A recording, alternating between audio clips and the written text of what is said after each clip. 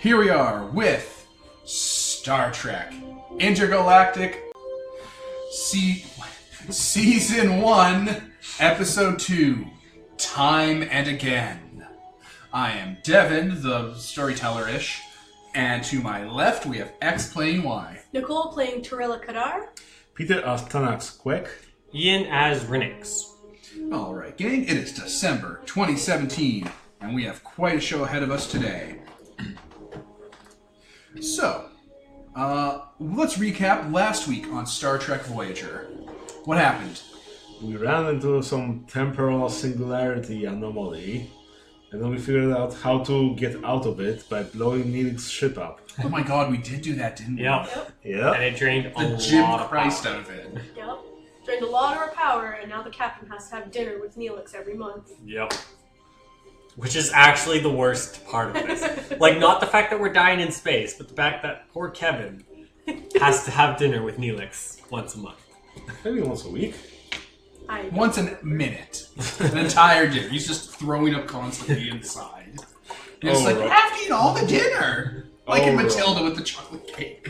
Devin, just stop talking about gross food stuff, please. I just ate. Oh, buddy.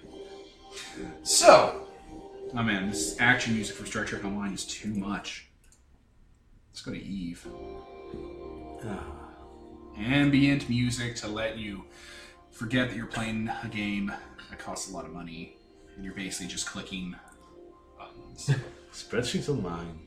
I didn't want to say it because you like Eve, but yeah. I mean, I do like the spreadsheet part. I did program my own spreadsheet for the game. God damn it, Peter! You fucking robot! I mean, what do you expect from Eve players? You're like the Chakotay of our group. I love boring things.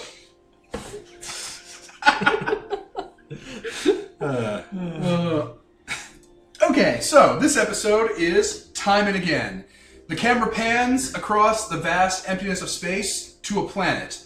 The planet is dead and barren and gray and covered in clouds. The camera zooms in past blown up satellites, and as it's going in, you see other planets in the system that have been cracked in half and blown apart, and like their debris is like all over the place, and it looks like a nightmare.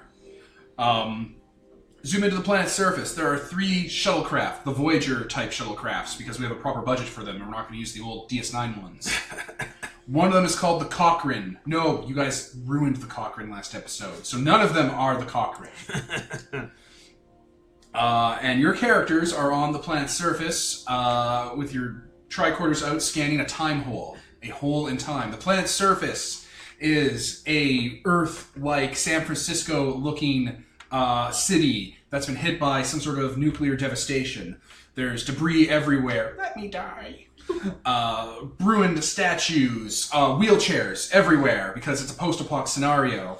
One wheel still spinning. Yeah, one wheel still spinning in the dead wind. Skyscrapers that look like the San Francisco skyline that are broken, and mountains that I assume exist in America are there.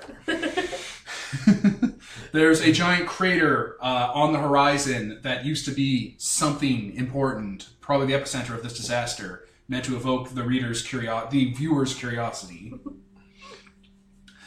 The background for this episode is that Voyager, this takes place directly after Parallax. You guys have a bunch of crap wrong with Voyager now because you had to get out of the other time hole, the black hole. And instead of hauling Voyager to every little fucking planet that could have the materials you need to refuel, you instead sent out your shuttlecrafts. And the shuttlecrafts, move a lot less, a lot faster, with a lot less resources. Yep. So Voyager's going to major trade hubs. You sent out your shuttlecraft. You guys are the B team and some A team members, and you found this planet. Your shuttlecrafts were hit by a shockwave. Episode shockwave hit it, and you were like, "Holy shit, an episode's over here." But the reason you were heading in this direction was because Neelix told you that someone he knew told him that there was a planet nearby that had matter, antimatter components and fuel, but they weren't warp capable. And your captain's like, "We should check to see if they're warp capable, so we can trade." Yeah. On your way, you were hit by a shockwave.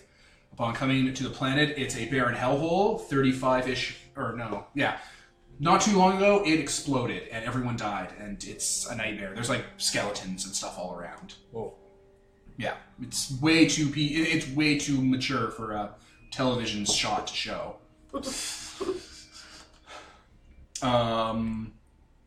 So you guys found the planet. You realize that not too long ago, maybe in the past couple hours, it exploded because these people are using matter-antimatter technology to fuel their planet's power grid, and because they didn't know what they were doing, it blew up the planet. Yep. And the explosion sent out a shockwave that probably blew up those other planets. And then you found a time hole. It's a tear in space that you isolated and put up those rods around to stabilize it so it wouldn't just eat your people. And it leads 35 hours back in time to when the planet wasn't blown up. But this was a pre-warp civilization. And who did you take? Did you take Nick Locarno or Chakotay? Either or. You have to pick. Evens, Chakotay, odds, Nick Locarno. Evens. So, Chakotay. all right. So Commander Chakotay, the second in command of the ship, of Voyager, is with you, and he has to make a gut call. He's leery about violating the Prime Directive and fucking with time, but you guys, I guess, will have to make a case for him about why it's good, and he's going to roll over pretty easy because he has no personality. So, the plan is for you guys, after we do the whole talky back and forth, morality, wringing our hands thing, is to go back into the time hole, prevent the world from blowing up, and steal their matter-antimatter tech you need to fix up Voyager. I mean, Yeah. And then we'll talk about why that is and isn't possible and all this other stuff in the episode. This is like a voiceover that the viewers are watching on the show as the narrator rambles on. And the crew's just looking around, be like, "Yeah, no, we know. Yeah, time hole." Another time episode. I know, right? Two in a So row. fresh. Fucking Lord. So yeah, I think we cut to you guys have kind of landed in like a shopping district area. Your 3 shuttlecrafts have touched down, and there's you 3 characters, Chakotay, and some other nameless yellow shirts walking around with tricordering things with a little thing you take out of the top and be like, whoop, whoop, whoop. Yeah. So to clarify, Oh Peter's yeah, character. we need to describe your characters to the audience. So we'll start with Nicole. Because we're not playing the same ones. That's right. We're playing because Star Trek Adventures allows you to build a B team and a C team. They are playing their B team. They're not senior everyone, officers. Not everyone. We're gonna get to that. Okay. So, yeah. Nicole. Who is your B team character you're playing? Her name is Turilla Kadar. She is Betazoid. You feel great pain, like something awful happened. It's horrible. All this pain. Anyways, she's a young woman. She's a crewman, so she's not an official. You're non-commissioned. Yes. She's a yellow shirt. So she's security. That's right. Operations on the security side. Is she security? Yes. There you go. Yeah, she has curly, short hair. And that is what she looks like. Is she wearing those awful TNG push-up bras? What? It's this whole thing about the uniforms. They built push-up bras for all the female characters for sex appeal. It did not work out. That sounds dumb. To quote this episode, the Janeway twins were on display this time around. Oh, Star Trek. Oh, Trek. Nicole's face is like, I hate this. I'm like trying to remember what Janeway looked like this episode. Like a beatnik. I'm like, Like a dirty hillbilly. Yeah, because like the clothes for this J.C. the Penney. race, it's like weird J.C. Penney striped like earth tones, but it has like little corsets in the middle of it for like the men and women. It's form-fitting, so it shows off your entire stomach profile. Yeah. It was the opposite of a girdle. I'll link it on Discord. Alright, that's your character? Yes. Crewman. What was your crewman's name again? Turilla Kadar. Turilla. Crewman Kadar. Sure. Alright, Peter. Well, I'm using my main character, Tanak Squek. So, he's still his Klingon self. What was your rank again? Lieutenant Commander, Lieutenant. second officer, and so on. Lieutenant. And for the audience to recall, what does he look like? Well, he's a Klingon, so, he's got his Klingon-y forehead and whatnot. And, he's wearing his yellow shirt like the chief security officer he is. He's got his Klingon, what do you call those? Sash? Sash, yeah. You have the sash? Yeah, why not? Looks cool. You're ripping off Worf now. I mean, it's not a bad character to rip, so... Fair enough. Sure. Whatever. Alright. Try to win more fights. I'll do my best. No promises. So I'm playing Rinix. He's a Denobulan. Not the same one from before. Not the same one listeners. from before, no. He's actually the mentee to the one before. Yes. So the one before is the Your mentor. main character is this character's mentor. Mentor, yeah. And he's a science officer. Yeah. Is he just a crewman? He's an ensign. Ah, perfect. So he is a Ensign. enlisted. Yep, Yeah. he's an ensign. And he just looks like a Nebulan, like off the shelf. Yeah. Yeah, just your standard. Nothing fancy about him. Okay. Yeah. Some crewmen are working on a computer terminal that survived the blast that they're just fixing up now to get, information about the culture, and Commander Chakotay is going over it with a tricorder. They all have tricorders and pads in their hands, so they're just typing away, trying to get a profile together for this. Mm-hmm. I have to say, Lieutenant, Oh wait, I have to do more Chakotay. I have to say, Lieutenant, I have... What's the fucking word for... Reservations. That's the word. Oh no! Oh, snap. can't. Nicole, you can't use that word. No! Jesus Lord! Dragon Eagle sound. Not okay. Lieutenant, I have reservations about this plan we're about to enact. Oh? Go on. It feels like we're violating the spirit of the Prime Directive and meddling with the timeline. Well, I would see this more as violating the letter of the Prime Directive versus, if we talk about the spirit of it, this civilization has just died, therefore the worst we can do is bring them back or prevent their death. Therefore, I think it's generally a net positive over total extinction. That's probably true. I know. I wish the captain was here so we could get his advice on this. Properly balance out the opinions. Well, unfortunately, Captain isn't here, and looks like this time warp is not that stable that we could go back and ask his opinion. No, it looks like the explosion is moving backwards in time as far as Ensign Rinix has informed me. Correct. So the longer we wait, the further backwards it'll destroy this world until we would have never come here because Neelix would have never heard of it. Well, I guess we shouldn't be spending too much time on this. We need to make a decision now. Well, I'll have to take full responsibility in the logs when we get back to Starfleet.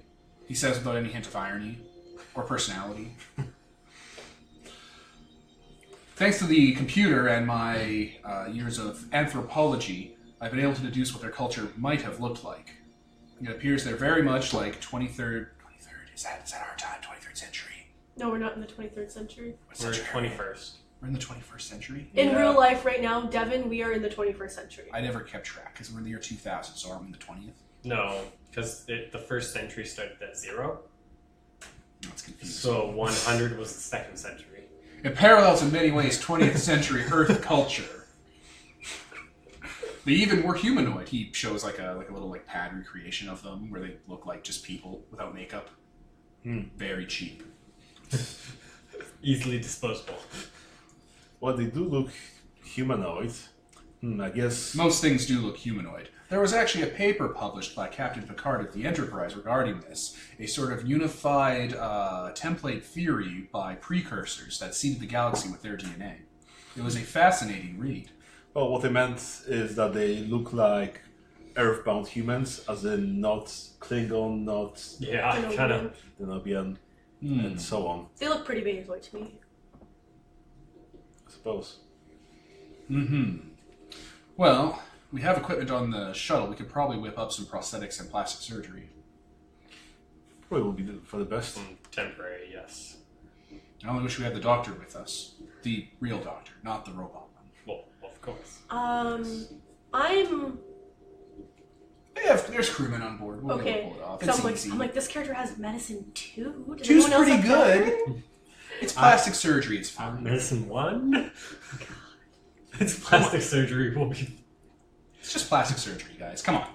Yeah, no. Make it work. They put that medicine too. thingy next to your head to heal up the wounds. And just put a rubber mask over your face. Yeah, we'll print out Whatever. prosthetics to make you look human. Yeah. They'll take off the makeup off your actors.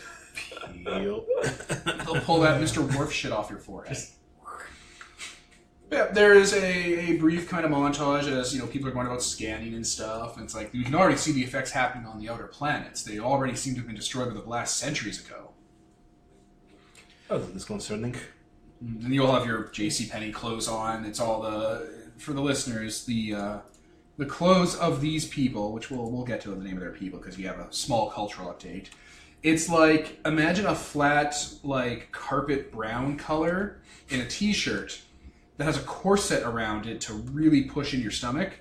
And then there's, like, an orange that looks like it came from, like, a Nerf gun. And then there's, like, a sickly green-yellow color on top of it. It's horizontal. It's thick horizontal stripes. Oh, yeah, thick horizontal stripes. Earth tones, but like fall-timey. And yeah, there's like a whole corset thing happening for both men and women. Oh, yeah. It's... Although the women's kind of goes further upwards to make your tits look good. Get the Janeway twins out for this episode. We need to bring in the viewers. Kate Mulgre's a gem. Alright, so let's... Alright, we're back. Okay. What we know of these people is that we're in a province called Markov. It's formed by one of their many disparate governments across the planet. It looks like their main source of energy was a matter-antimatter refinement and plant system that doesn't follow the normal specs you'd see from a society that develops matter-antimatter. It looks like their lack of a space program prevent them from finding obvious flaws in the technology that would have prevented this catastrophe. That's terrifying. They didn't. It's odd as a cultural evolutionary thing that they wouldn't get space travel, though it's possible that because of the plasticity of time, the destruction of the planets in their system might have deterred them from it. Possible.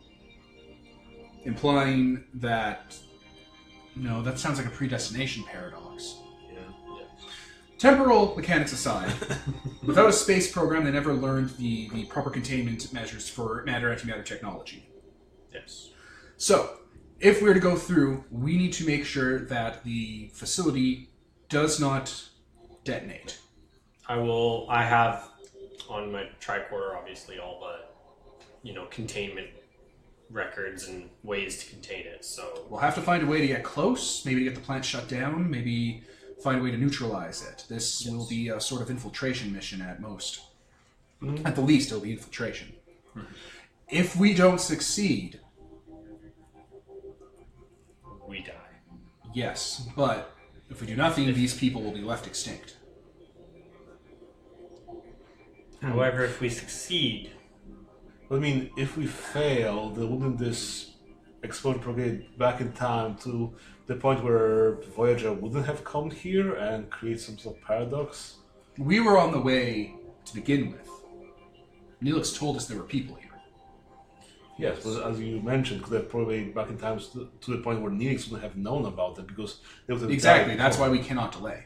Yes. We have 35 hours once we go on the other side to solve this before the explosion happens. Yes. And I don't know about you, but I don't feel like sussing out how this goes down afterwards. No. No, I think we need to solve the problem at hand and worry about everything else afterwards. So, should we bring heavier guns in case we need to get somewhere without delay? No. No, we should avoid trying to contaminate their culture as much as possible. Once Voyager gets here, we touch base with the captain. We can talk about maybe making first contact and providing them with fixes to their technology. Yes. Sounds good. All right.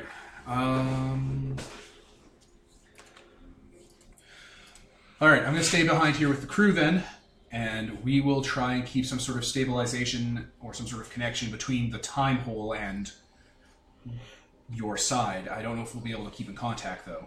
Yes, and possibly pull us out if it gets too late. If We have 3 sets of transporters in the shuttles, so we should be able to keep a lock on each one of you with each shuttle individually.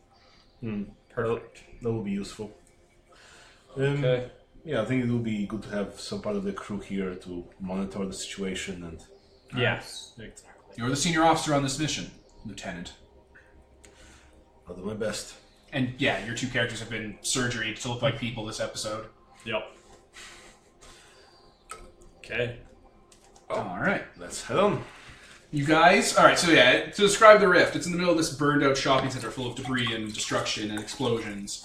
And it's actually like, yeah, a tear in space, where on the other side you can actually see like sunlight and grass and people walking and stuff. It's like, it's just normal on the other side, and they have those little stabilizer trees around it with like a little laser grid going around. And yeah, you guys cross the threshold Dun, dun, dun. and head back in time 35 hours. Dun, dun, dun, dun, dun, dun. All right, you go through the time hole, or the tear in space. The time hole. It's a hole in time. You're going to encounter many time holes in Voyager. Oh no. Voyager had holes for days. How about some plot holes? There's so many holes in Voyager. Scathing.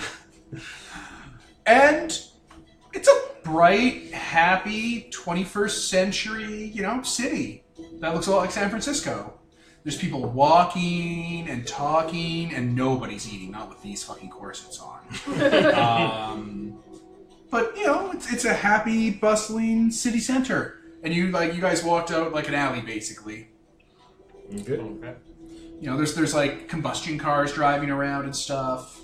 Your plastic surgery wasn't perfect, so you guys have like headbands and like stuff on. Okay. Not me. I'm a Betazoid. You feel great amounts of, just people are just happy. For now. Does the kid start screaming? No, we're fucking cutting that stupid kid. That was dumb. Just ignore it, it'll go away. Throw some shiny toy. Give him a slap. A slap and a haircut. Yeah. But here you are, 35 hours in the past. Okay. So, to recap our plan, we're going to try to get to the planet that we're guessing was the source of this calamity, and try to convince them to not proceed with whatever they were planning, with our science papers on why their technology is unstable. That sounds like the most Worf plan ever. You didn't use any actual words. You're like, we'll use science papers, Captain. And like Worf picks up like a brick, science papers. Basically.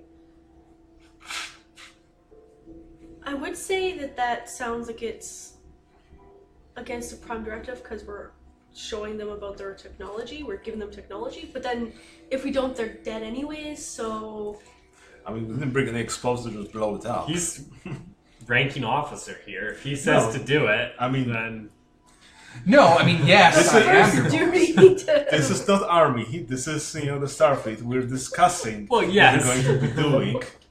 Army will be my father now. Fucking Buster Bluth.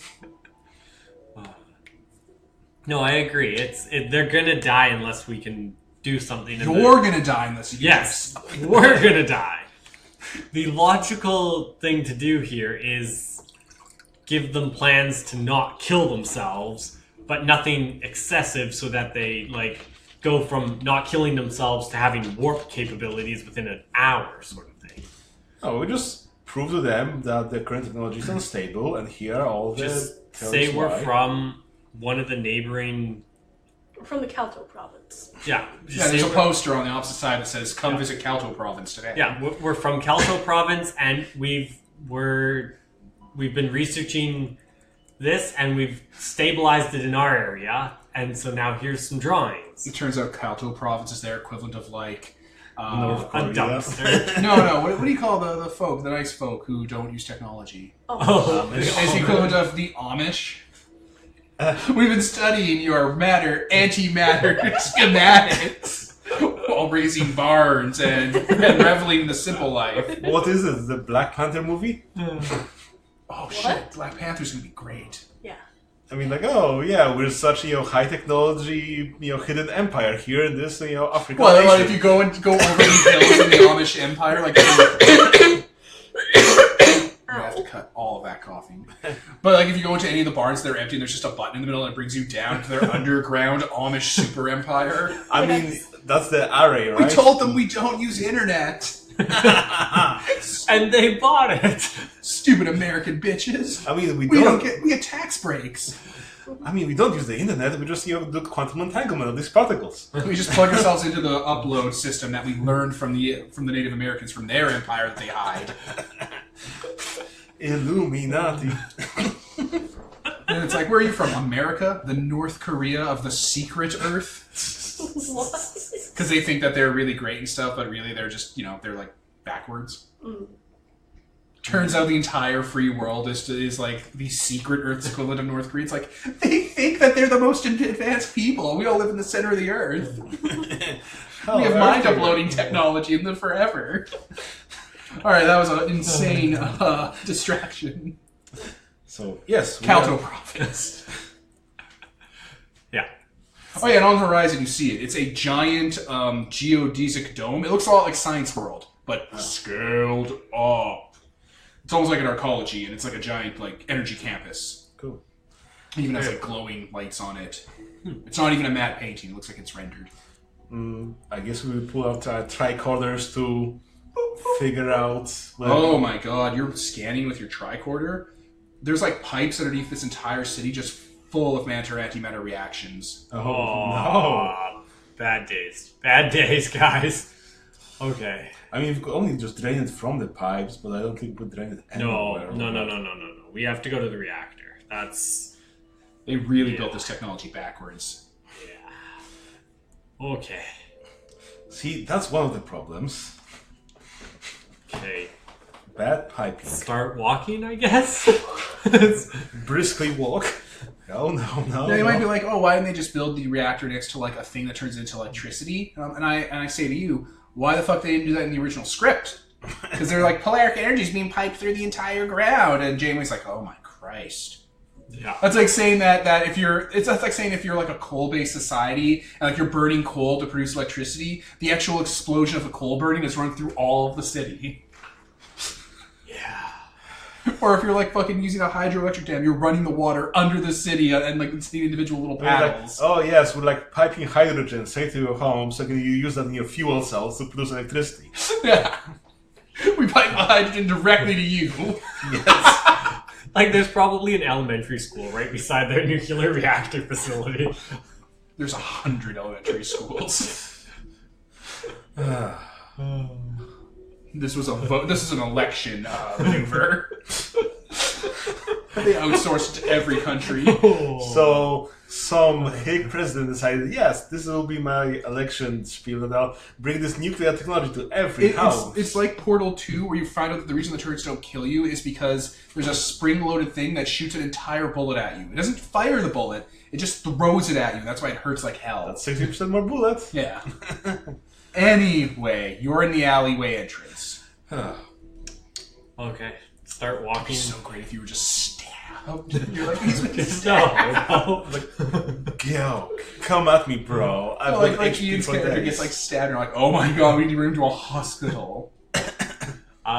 Start walking towards the facility, I guess. Yep. It's kind of, we don't have vehicles, so... Yeah, there's combustion engine vehicles all over. Yeah. And there's a fair amount of vehicles that run off of internal fuel cells. That's nice. Interesting.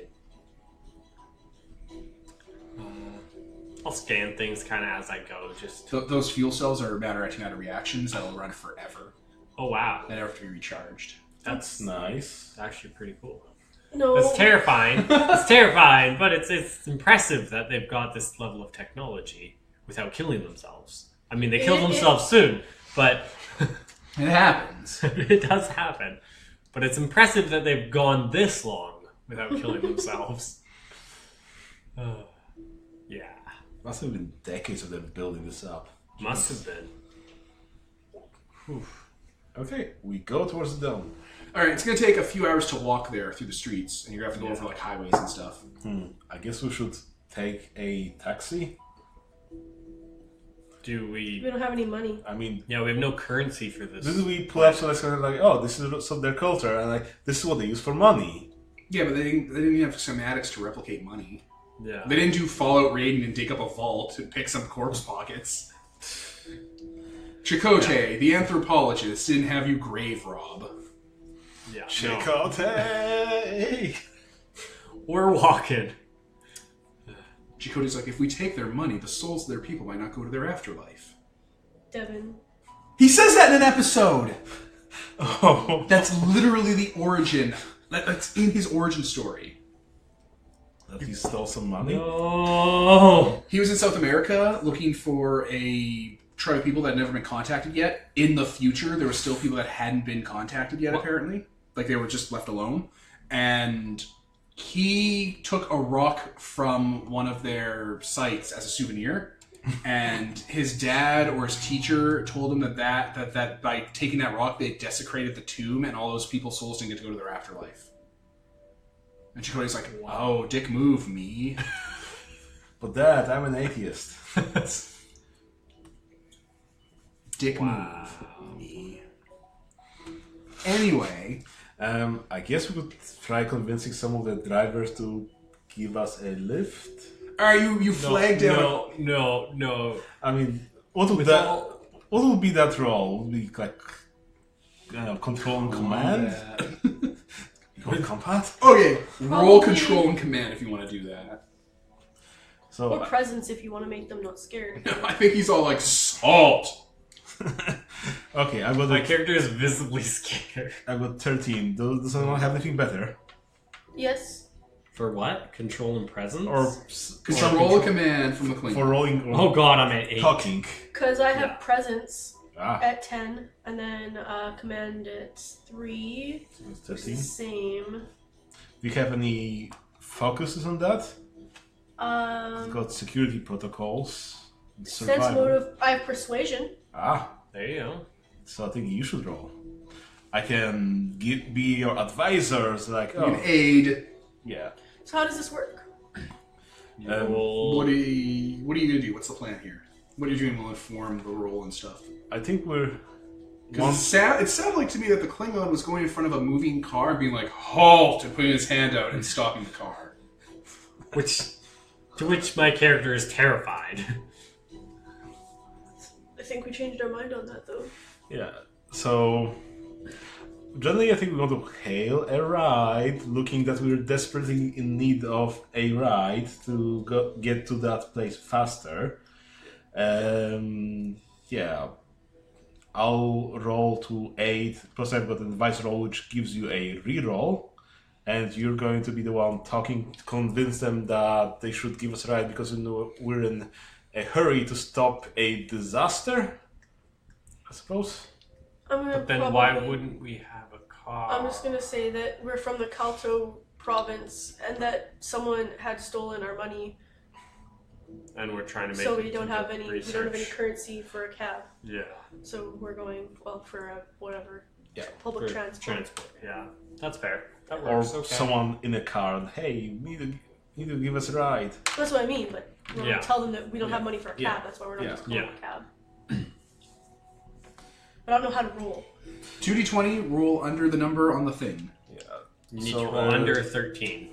So for But I have a focus. That focus means that 1 to 3 doubles your success. yeah. Do I roll first for the support to add her dice, or do I just add her dice because I'm supporting? How did that go? You roll, and whatever successes you get, add to her successes. Ah, okay. Do it! Yeah. 20 and a 2. Isn't so- a 20 the worst thing? Yeah, 20 is the worst thing, and doesn't something bad happen at 20? Yeah, consequences Yeah. happen. Ooh, consequences. Uh-oh. Alright, let's... Nicole, you roll. 1 success. 1 success. And Alright. So you have 2 successes and 1 really bad thing. Let's pause. Alright, we're back. Complication didn't happen because we rolled wrong, so it's fine now. Instead, 3 successes. Yep. Okay, so you guys, literally how is this going down with the two of you acting in tandem? Are you stopping a car with your hand? Well, I think we need to, I suppose. Alright, your commanding officer goes in front of the road and puts his hand out, and the car comes screaming to a halt. Oh god. Oh god, why? Come at me, bro. Halt. I've got the max HP for this game. Oh no. I'm going to... A dude pokes his head out the window. It's like, can I help you? I'm gonna... Yes. I'm gonna look apologetic. I'm so sorry about that. It's just that we're You from... feel that he's frustrated. And confused. I'm so sorry about this. We're from the Kanto province, and something got wrong with our luggage, and we don't have any currency on us. We're just wondering if you can give us a ride to... I'll mention where... I'll point to that Power place. plant. To the The power power plant. plant. Oh, okay, alright. You gotta watch out, buddy. I nearly hit you. Oh, I'm sorry. Pile on in! He hits a button and the doors go up like a DeLorean. Aha. Because they have money for this episode. Yeah, this is the money result. Okay. We pile on in. Alright, he starts driving. He has a radio on that has, human music on. Why are you guys going to the power plant? You heading there for the protest? Oh, there's a protest there? Ah, yeah, a bunch of environmentalist types talking about shutting it down because it's dangerous or something. Some people just don't like progress. Yeah. So crazy, they've really had to up security. There are some break-ins and stuff. Wow. Just nuts. Oh yeah, are you going for that? Or No, what? no, we're not here for the protest. We're actually engineers, and we're here to work on the plant. Oh, that's great. That's perfect. Yeah. We need to make sure that it is safe. Yeah, you don't get many engineers from Kanto province. That's weird. But hey, good for you guys.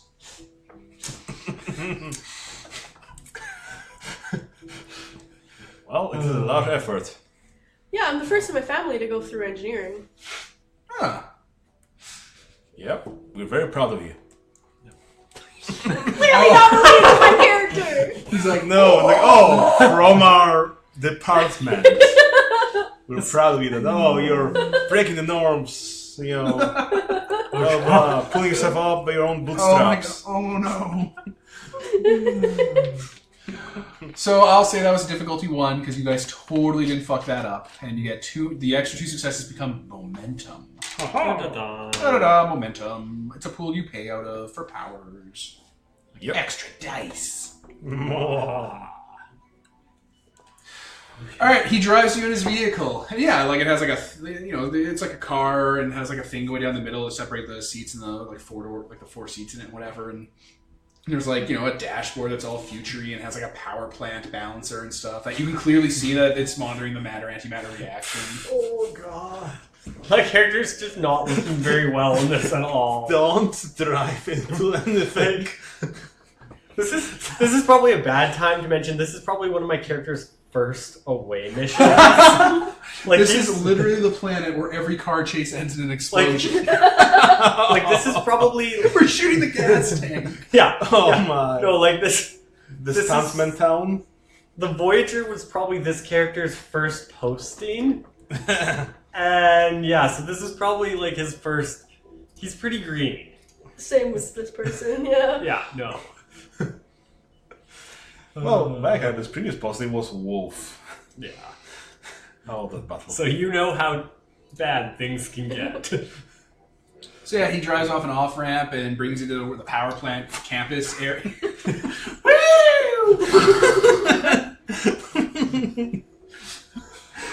Oh, This is literally Fallout where all the cars give off a little...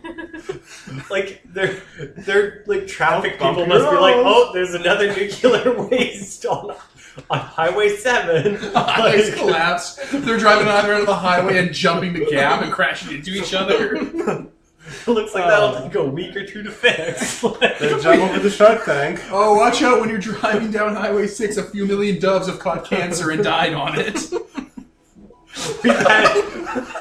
We're All these assholes. locusts are everywhere. Everything west of Highway 9 is dead. Watch out for the glow fields and the dwellers within. The haunting souls of the previous traffic accidents wandering the waste, their bodies covered in green glow dust. Christ. Okay, we gotta pause. Okay, we're back. So, you are dropped off at the campus. You know, it's a nice neighborhood full of trees and sunlight and people walking, and there's a little, gate and, fence around the campus with, guard posts. And yeah, there's, 30 people with signs protesting and yelling and stuff. And there's a bunch of men in, silver outfits with face masks all twirling batons. Batons with your names on it. Oh my. How are we supposed to get to people in charge through here? I think You could try approaching the front gate, but it seems that they don't want to listen. Yeah, if we approach on the side of the gate, not by the protesters, and say, hey, we're scientists from the Kanto region. Well, we The didn't. Kanto region for Pokemon. I don't remember the name of it. What was Isn't that it? what it was? Kalto province. Kalto! Oh my god. See, they're basically the same. Yeah, but then because you said the wrong one, I couldn't remember the real one. I was like, oh no. Kalto. I mean, we don't have any documentation to show them that we are. Well, we can say that we were robbed by the protesters and, blame everything on the protesters and they might buy it. But we have the most important thing, our scientific papers. Exactly. Yeah. Say they didn't take... We managed to hold on to our notes, but they robbed us of money and our documentation. They might be trying to infiltrate another day. What do you think, Well, Lieutenant? that does sound like a convincing story. Because The correct one is sir. Is it? Yeah, Oh. that's your superior. Oh, yeah, I guess that's true, sir.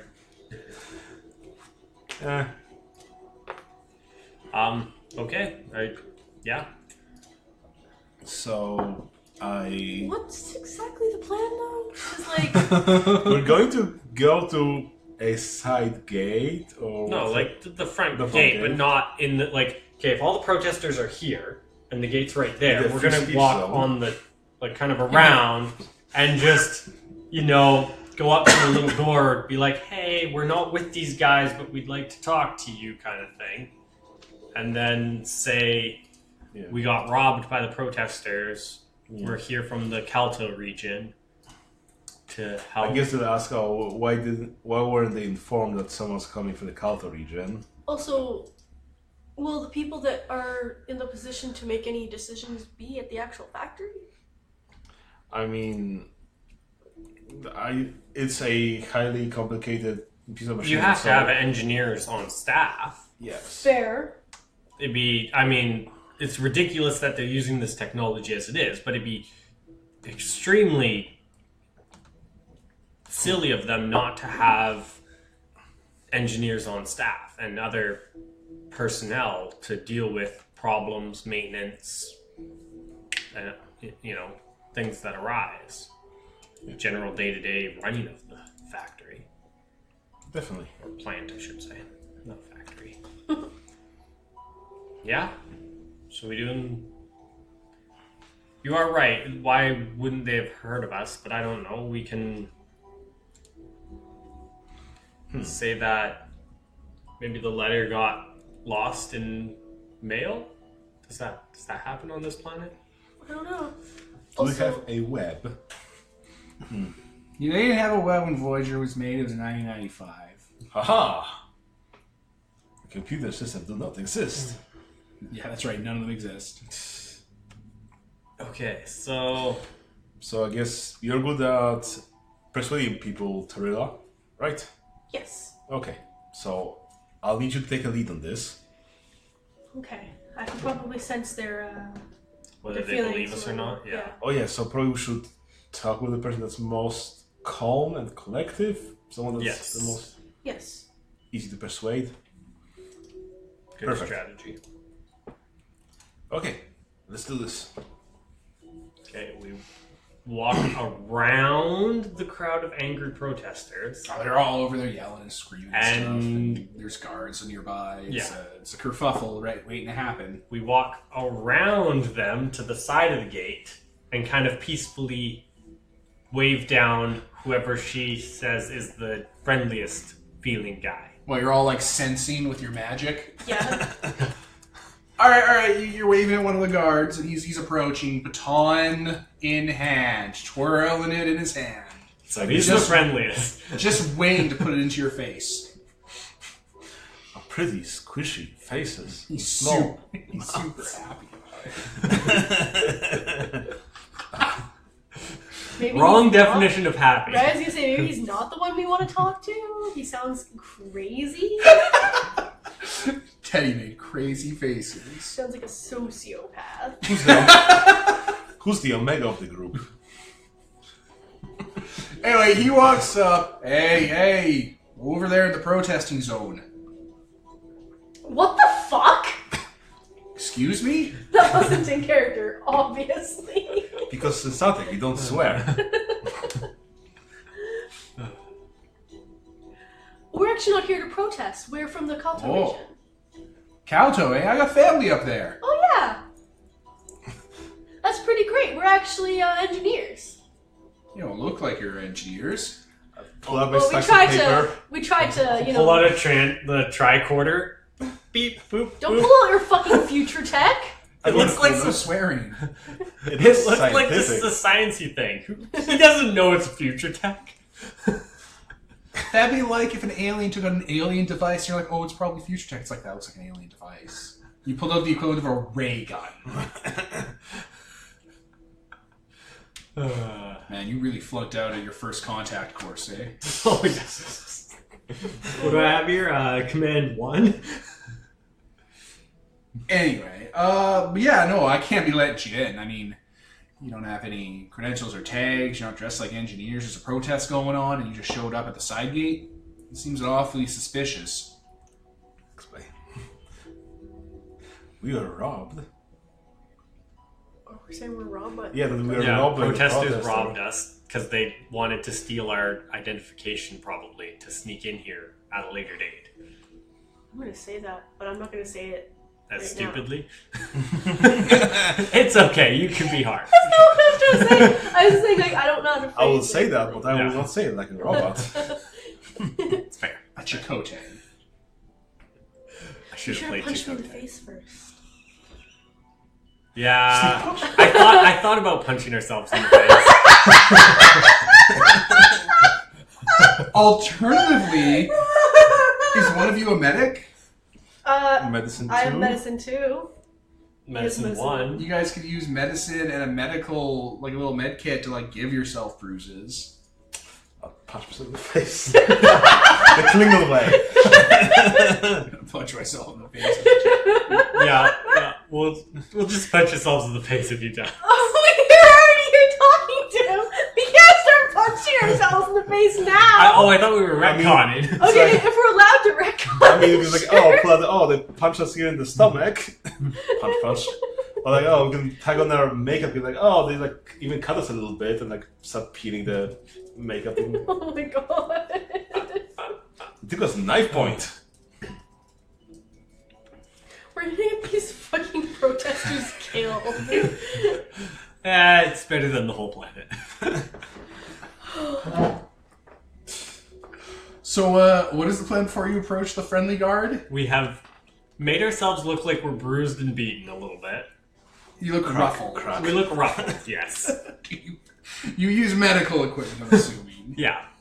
Although I think Klingon beats himself up. Oh my god, he just gets into a Would fist you fight like with one? it. Would you like one? He gets into a fist fight with himself. With my vicious hands. Look, he's losing a fight to himself. Also, I'm winning about like it's a Klingon.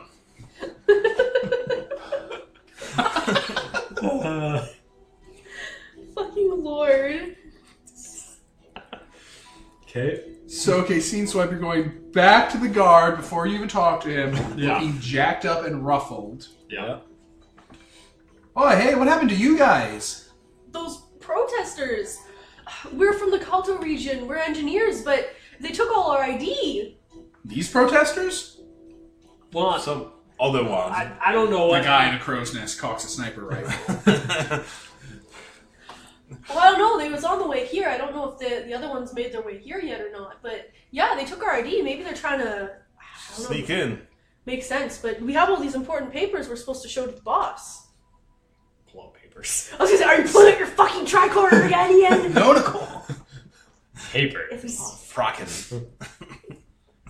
Oh, you were assaulted then, eh? Yes, we were. All right, let me just call the constable team, and we'll get you in and be able to make a report. You know, we got to document this and make sure that the authorities are contacted. Step inside my security booth. Thank you. Walk in. Yeah. Hey, Gauge how he's feeling. how's he feeling? Pretty good. Also, did he... You sense that he feels empathy about your plight. That's good. This time he didn't tell us he's from the Kalto region, right? No, he was too shocked that you had the Jim Kirk kicked out of you. Yep. So yeah, he puts you in the security booth, sits down, gets you guys some tea and coffee. It's nice to meet you, Mr. Oh, Trends. Trends.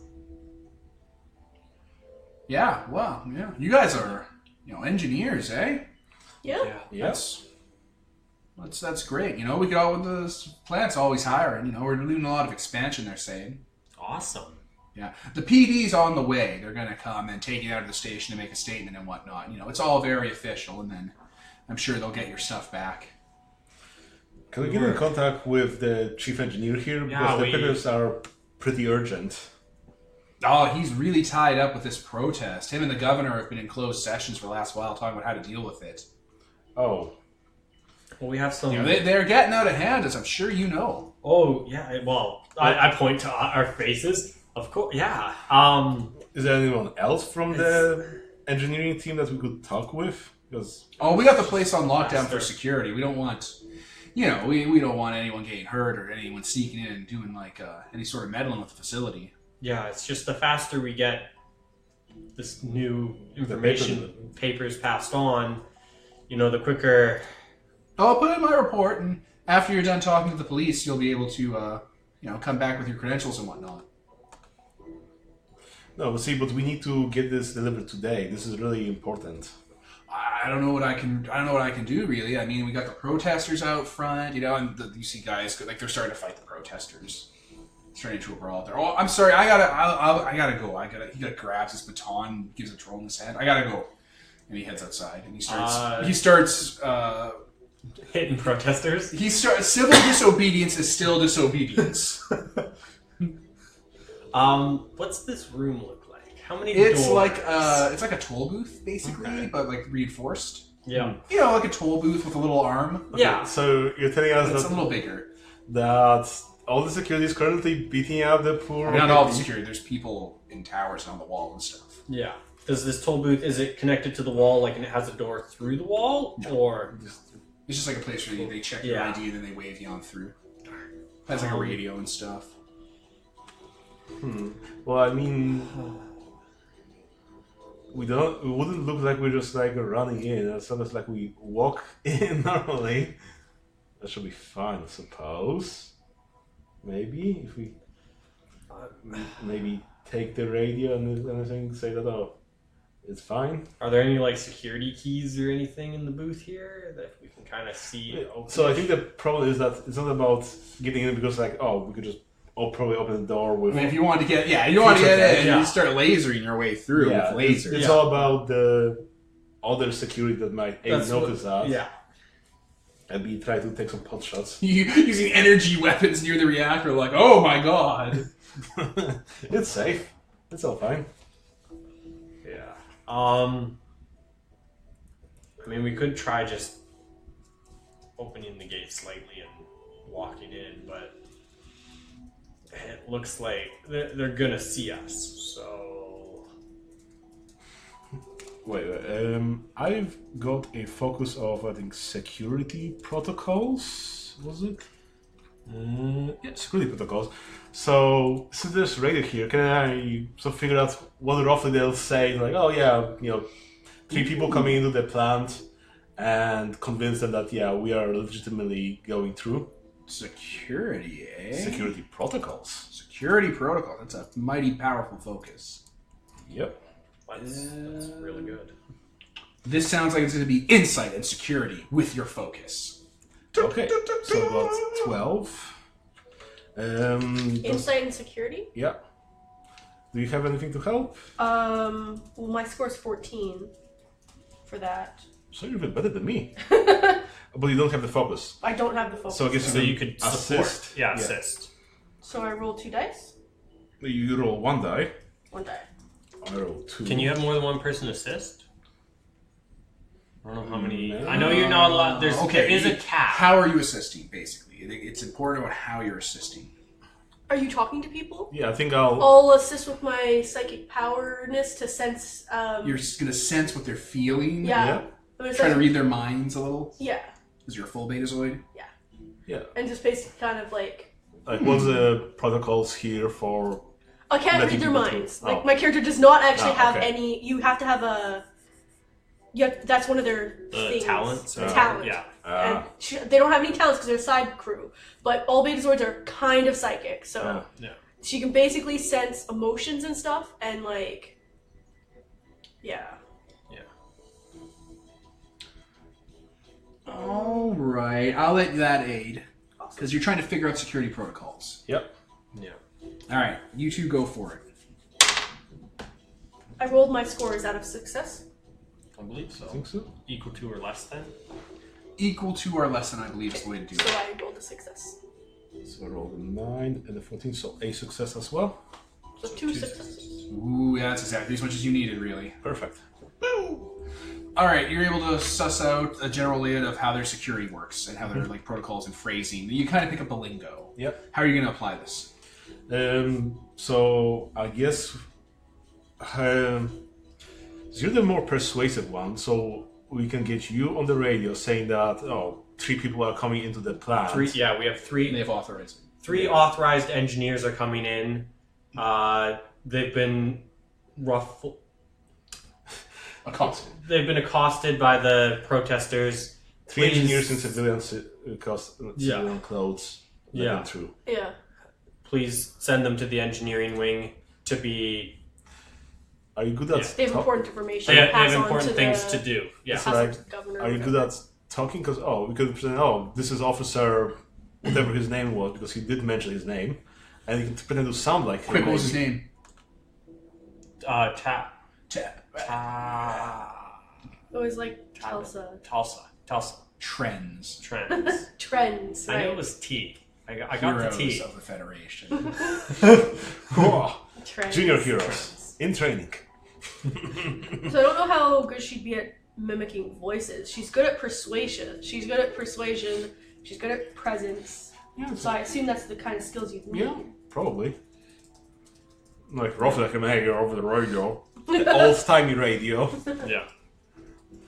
This is Officer. Excuse me. Yeah. So yeah, I think we want you to persuade him. Although he'll probably... Does he have a radio on him?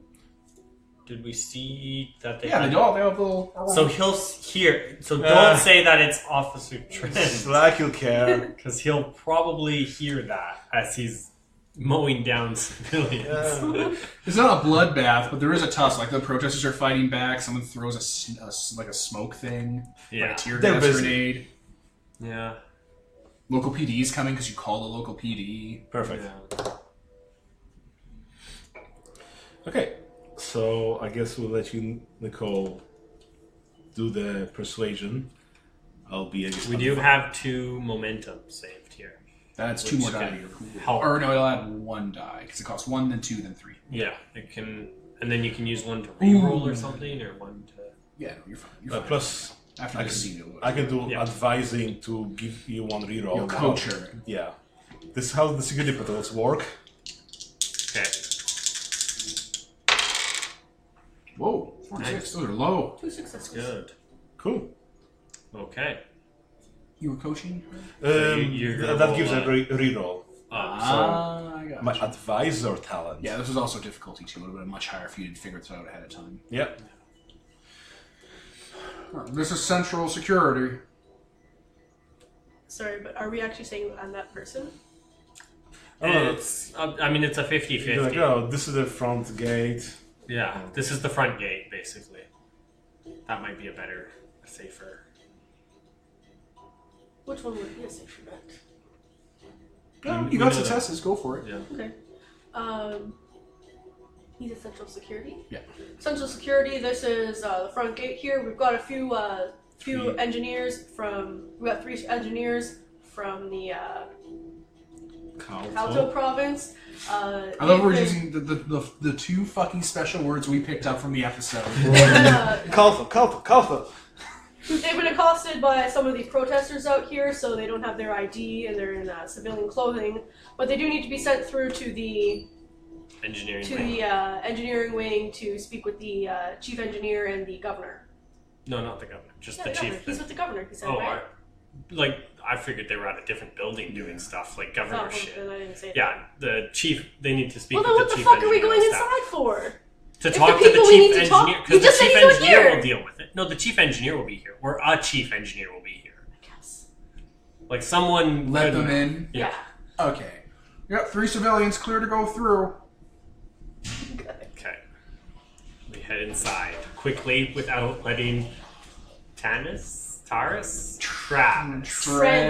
Trez, It's trends, like trends, Trends. but without the D. He's trending.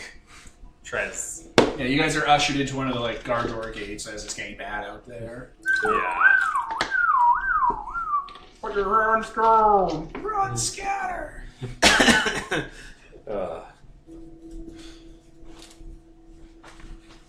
So, you guys are brought into the facility. It looks very much like the inside of a hydroelectric dam, a brewery, a university's electrical conduits underneath a building, you know, wherever it's cheap to film.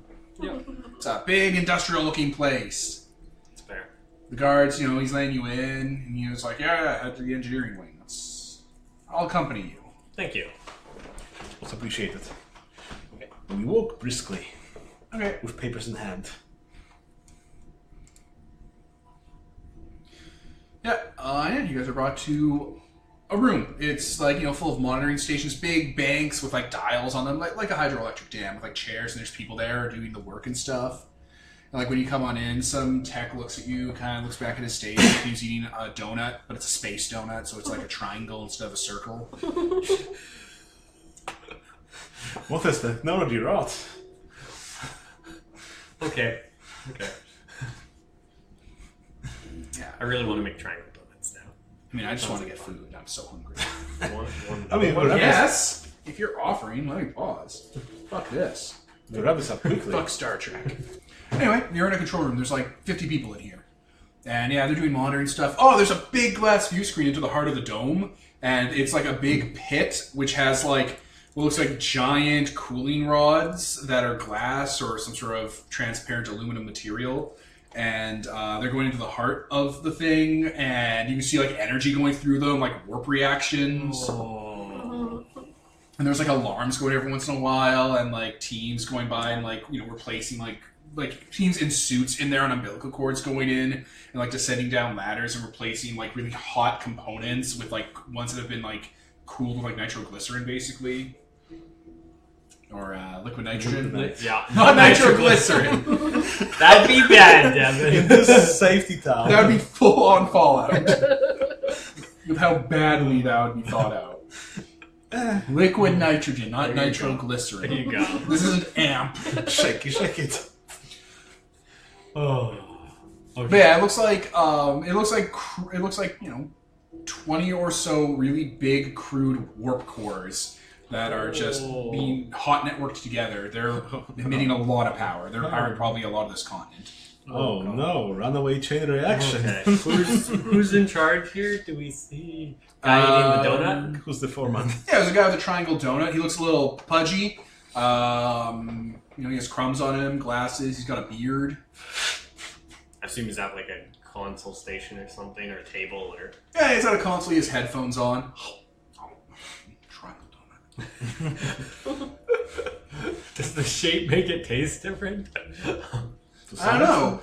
If you make brownies as a brownie pan, or if you make brownies as cupcakes, certainly changes the taste. Yeah, fair.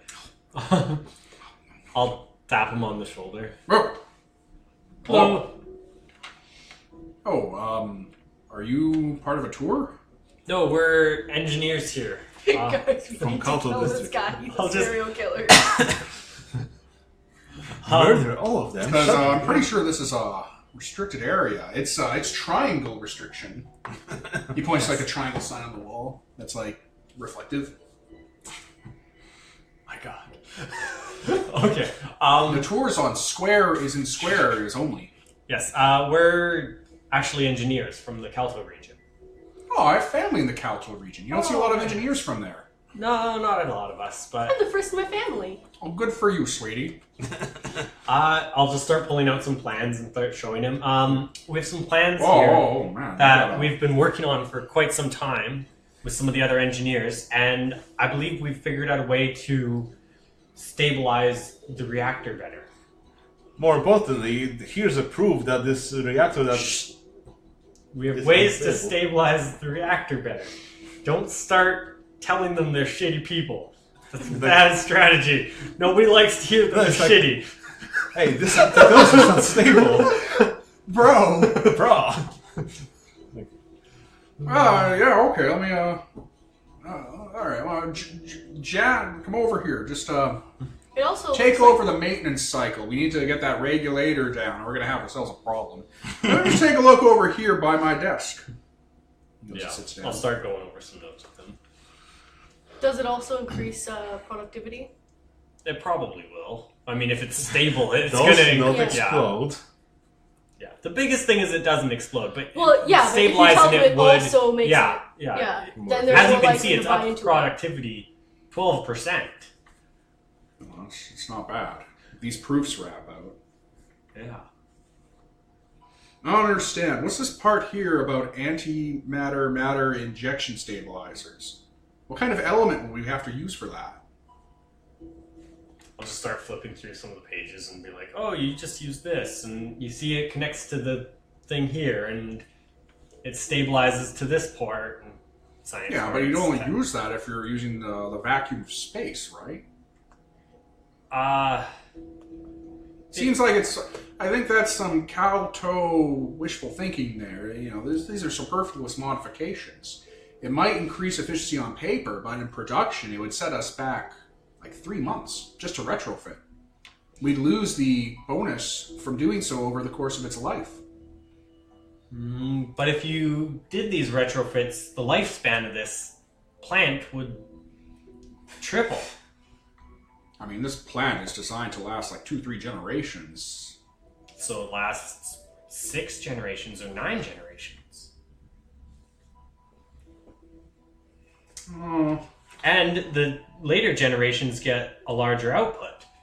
Plus, if you start, and I'll tweak it a little bit, be like, I don't you think our can local alderman would like that. tweak A it lot of up to people would the, be on. 30% extra efficiency. What do you Or say? even 40. I don't know if a local alderman would go about that. The governor has been being chastised a lot for the cost of keeping maintenance, for the cost of the downtimes. Yes, but if you show these plans to the governor, it might quell Who whipped this up? a number of the guys out in Kalto. Kanto, the Kanto University, after the Kanto Yeah. province. Yes, of course. And if you show this to the governor, it might quell some of the protesters and their worrying. About safety concerns. Yeah. So it might those kill. people are a bunch of, flat worlders. They don't know anything. Exactly. So if you can stop them, shut them up by showing them these plans, Yeah, civil that doesn't unrest. sound half bad. Put a feather in my cap. yeah, you'd look pretty good as the guy who started the new technology. No, that's perfect. The governor's going to be coming back here in like a week or so. I'll just pass this on to him. I got a whole presentation set up. This is why I was thinking this wasn't a good idea. Yeah. It doesn't give us what we need fast enough. I know, but it's He's like rolling the papers up and put it in like a mail tube. I'll just put that on my desk. So, should we just examine it and tell them, hey, this is like something's going wrong here? Like, oh, I see a problem here. The regulator is not tweaked properly. Are you mocking our speech impairment? I have a similar speech impairment. I mean, you're probably decent science, so go for it. Fight him! Fight him for America! Science 1. Oh. Yeah, no. Command. I'll be like, well... Well, some of these retrofits will take like months, so, you know. Best case scenario, we can have it started, get it all approved, it'll be great. Yeah. Am I sensing anything from this motherfucker? Can I He's roll lazy. sense motive? From this... He's fine, like, there's nothing to sense, he agrees. Okay. I need to hurry this fast. Engineer readings, what do you think about these readings here? I think something's a little bit... Oh, those are pretty normal. It's from black box level, it's fine. It seems a little high, don't you think? I mean, as you can see from the plans here, if we can get the readings down to this... I mean, this is exactly what some of our papers were talking about. This starts looking inconspicuously small levels, but then you get some harmonics, oscillations coming from the yes, of course. Yeah. The harmonics would go out of sync. It would cause a destabilization in the containment ring, causing a warp core breach. Yeah. Oh. Which, I mean, if that went does the word catatonic? No. It translates. When he said the word warp core, it didn't translate from his language. It was it translated from a different language. Yeah. Which you could pick up in the Universal Translator. Yeah. Like it's not from his dialect. Yeah. The word he said.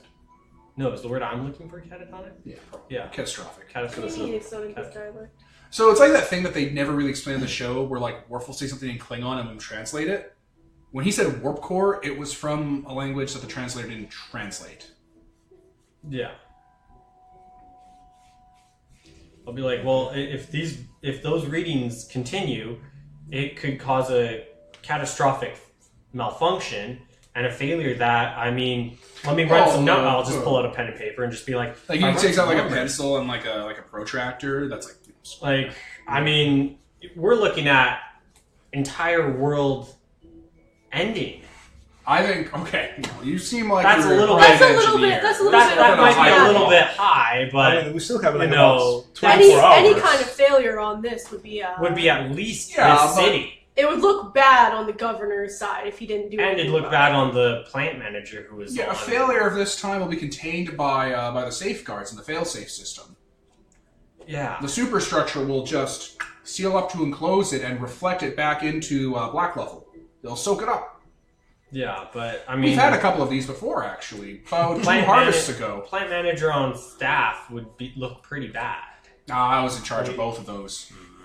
So one of you on charge on the third? So, could we... I mean, that's just what happens when you use matter-antimatter engines, you know? The tremors are fine. It just passes. All the conduits have been reinforced and the foundations have been fixed up.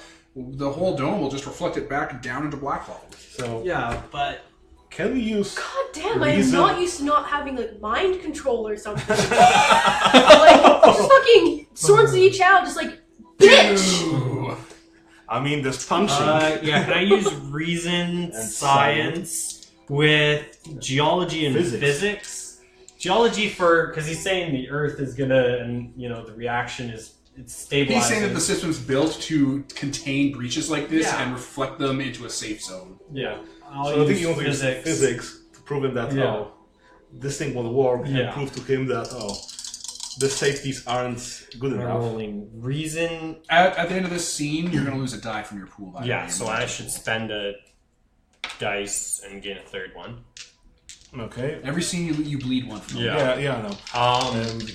And then we'll use the other one for I don't something. think I can, neither one of us has enough science to help you. I can only be advising you. Like, I'm really persuasive. Yeah, so I guess you can... I guess you can try using persuading to convince listen him that... to him. He's doing really good. Yeah, this is our top scientist, he knows this stuff.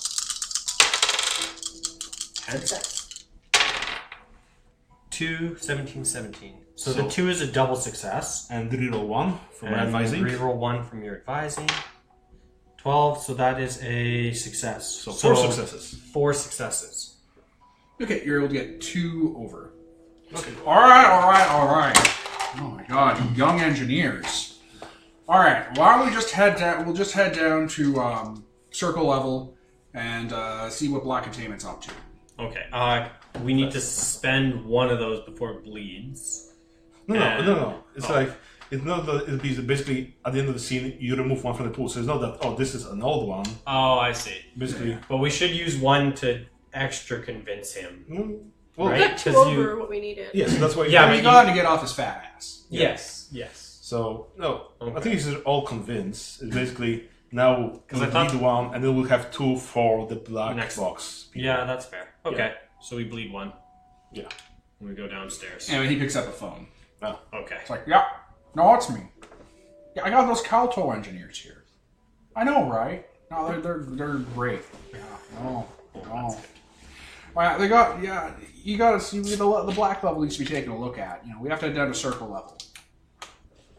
Oh, I'm chief engineer. I probably have. Yeah, they'll have to come down too. Yeah. No, here, let me. He grabs one of the scrap paper and kind of feeds it into like a fax machine built into his console. No, take a look at these schematics. Yeah, I know it reflects it, but what if the foundation's cracked? I know that's not possible, but what if it did?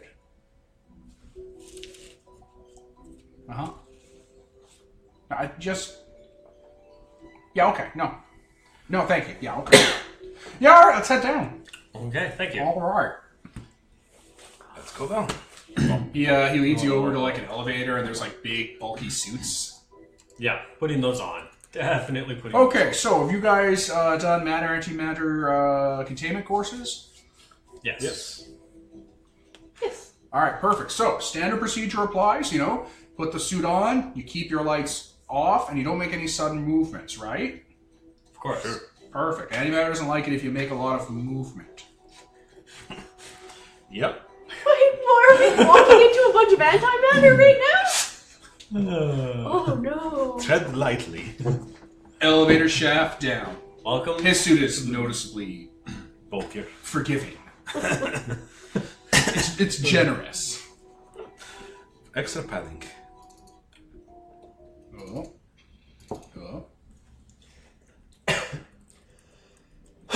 Excuse me. He clicks into your comms. Okay.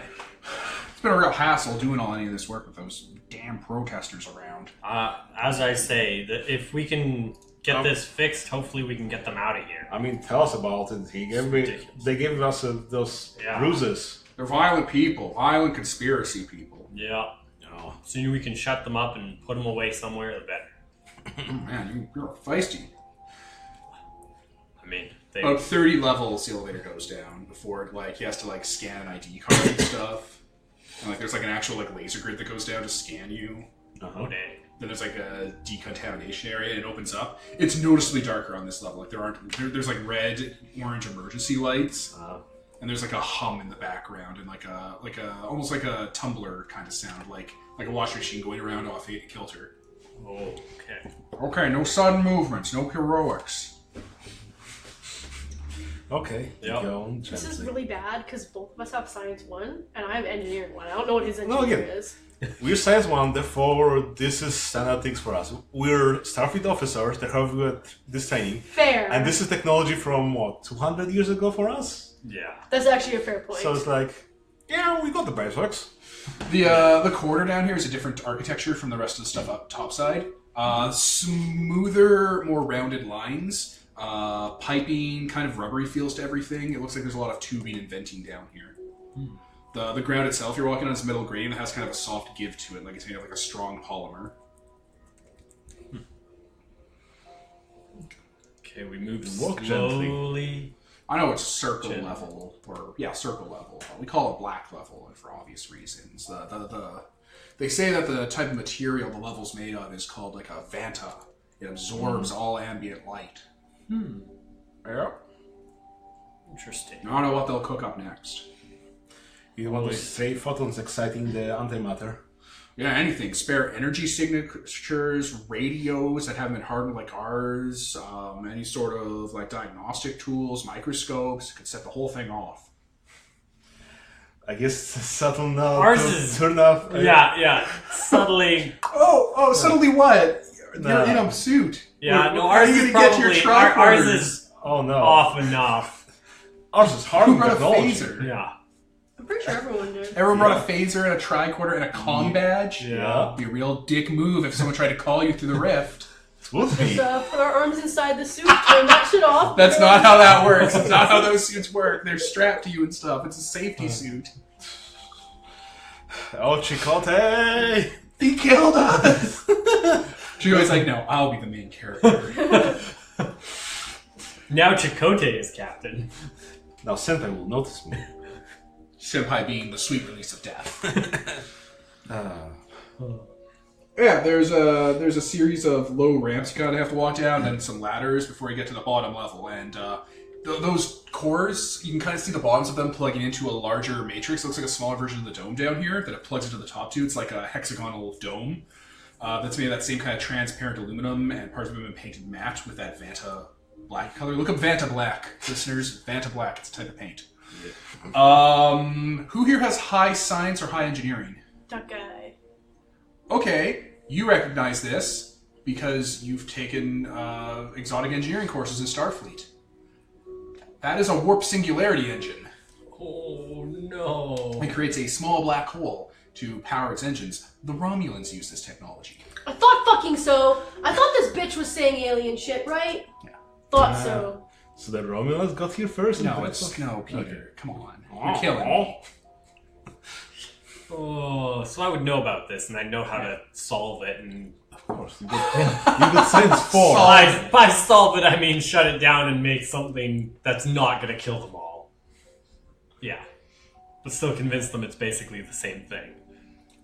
Yeah, so this is part of the original superstructure of the plant back when they had version 1 down here. And then we built these support rods to help power up the system. You know, basic history, right? But Yeah. it's great because I was actually here as a boy when they were originally putting the first rods in. My dad used to work here. He died of unrelated illnesses. He got like a thing in his lungs and bones. It's a family thing. But Did we take this older version into account with our calculations, or is that changing? Yeah, none of this was on your records. Yeah, Yeah, I think this might change our this might calculations. change calculations. Theoretically, this would dump energy into the singularity. Throw it away. Yeah, just make the black hole slightly bigger. That's fine. Yeah, no. I mean, if you squid the entire Earth, so it will be a black hole like a centimeter big, so there's plenty of space. There's a large neon orange line on the floor that's on the Vanta Black that has like lights lit up on it that kind of strobe. It's like, okay, here we are. So we have to get down to check the foundation structure. So you like tap something on his suit. All right, clock is synced. Okay. All right, perfect. And then you all go together. You're like, yeah, we gotta make sure that we sync our time back up when we head back out. We're gonna experience time dilation. It's what happens when you work with the power generator. Shit. So, go faster or slow? Well, slower. Time's being dragged into the engine because it's consuming so much material. Okay. Sense, Okay. man. Yeah, we need to get this done. Look, it's another black hole, just like last episode. Where do we have our spare ship? Neelix! Throw Neelix in! I mean, but this fat guy, obviously he's combustible. Neelix and this fat guy are about the same body type. I mean, if we And sacrifice there's a Neelix- hole in the engine shaped like a fat guy. Plug in. If we sacrifice Neelix to the black hole, maybe it will appease it. It hits critical mass. Okay, yeah, no, we'll... Okay. Alright, so he just starts kind of with his tools, he starts like taking panels off and checking. Yeah, he's just like, alright, and he's talking to you about it and stuff. Well, I'll do your science, man. You don't have access to start your running. tools. Yeah, no, I'm gonna be like... There's obvious problems here. I'm just gonna start... Once you get past the time dilation line and you guys start pulling panels and getting deeper in, the actual core looks alien. Oh. Oh. Like, it doesn't look like it looks like it's an actual ship engine. Oh. Is it our ship engine? No. Okay, good. Is it? I wouldn't know what. It looks alien. Yeah. It looks like it's from a warp-capable civilization, and it looks old, and it looks kind of damaged. So It's been patched up. Okay, so as I understand, that engine has a black hole. It's damaged, and then there's antimatter elsewhere. That they use to stabilize it. Can I use physics to see how it's working? If I can shut it down from in here? You could shut down the warp cores, the matter-antimatter, tunnels that they've built to keep this thing stable and balanced. Yeah. But the actual singularity is a singularity. So I can't close the singularity. You need to fix it up, I guess. But if we use any of our technology, it would probably set off the antimatter. Is that what I understand? It could do that. Can I? If we disconnect the antimatter, then we can fix the singularity. Right? It's possible. Okay, so I'm going to... You're going to have to think of a Trek solution for this, because those warp cores are keeping it stable. Trek solution? Let me pull out my phaser and shoot out Assimilate this! It's like, he If gave I- himself a stroke. By punching himself in the face. deconnect everything from this, that'll buy us time. Well, not much time, probably. Or it can But- cause you a critical in about 35 hours. Yeah. Okay.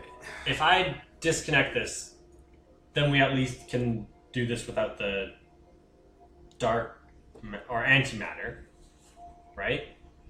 So, and then that will get him to be all like, "Oh, it's disconnected," and if my character's like, "Oh no, I don't know," like it must have malfunctioned. It Me and my obviously, stupid Calto brain. or no, making sure he doesn't know it's me who just disconnected it. But like, So yeah, We'll like Yeah. if we sabotage this shit, it's alien. Are they not Yeah. going to know how to turn it back on?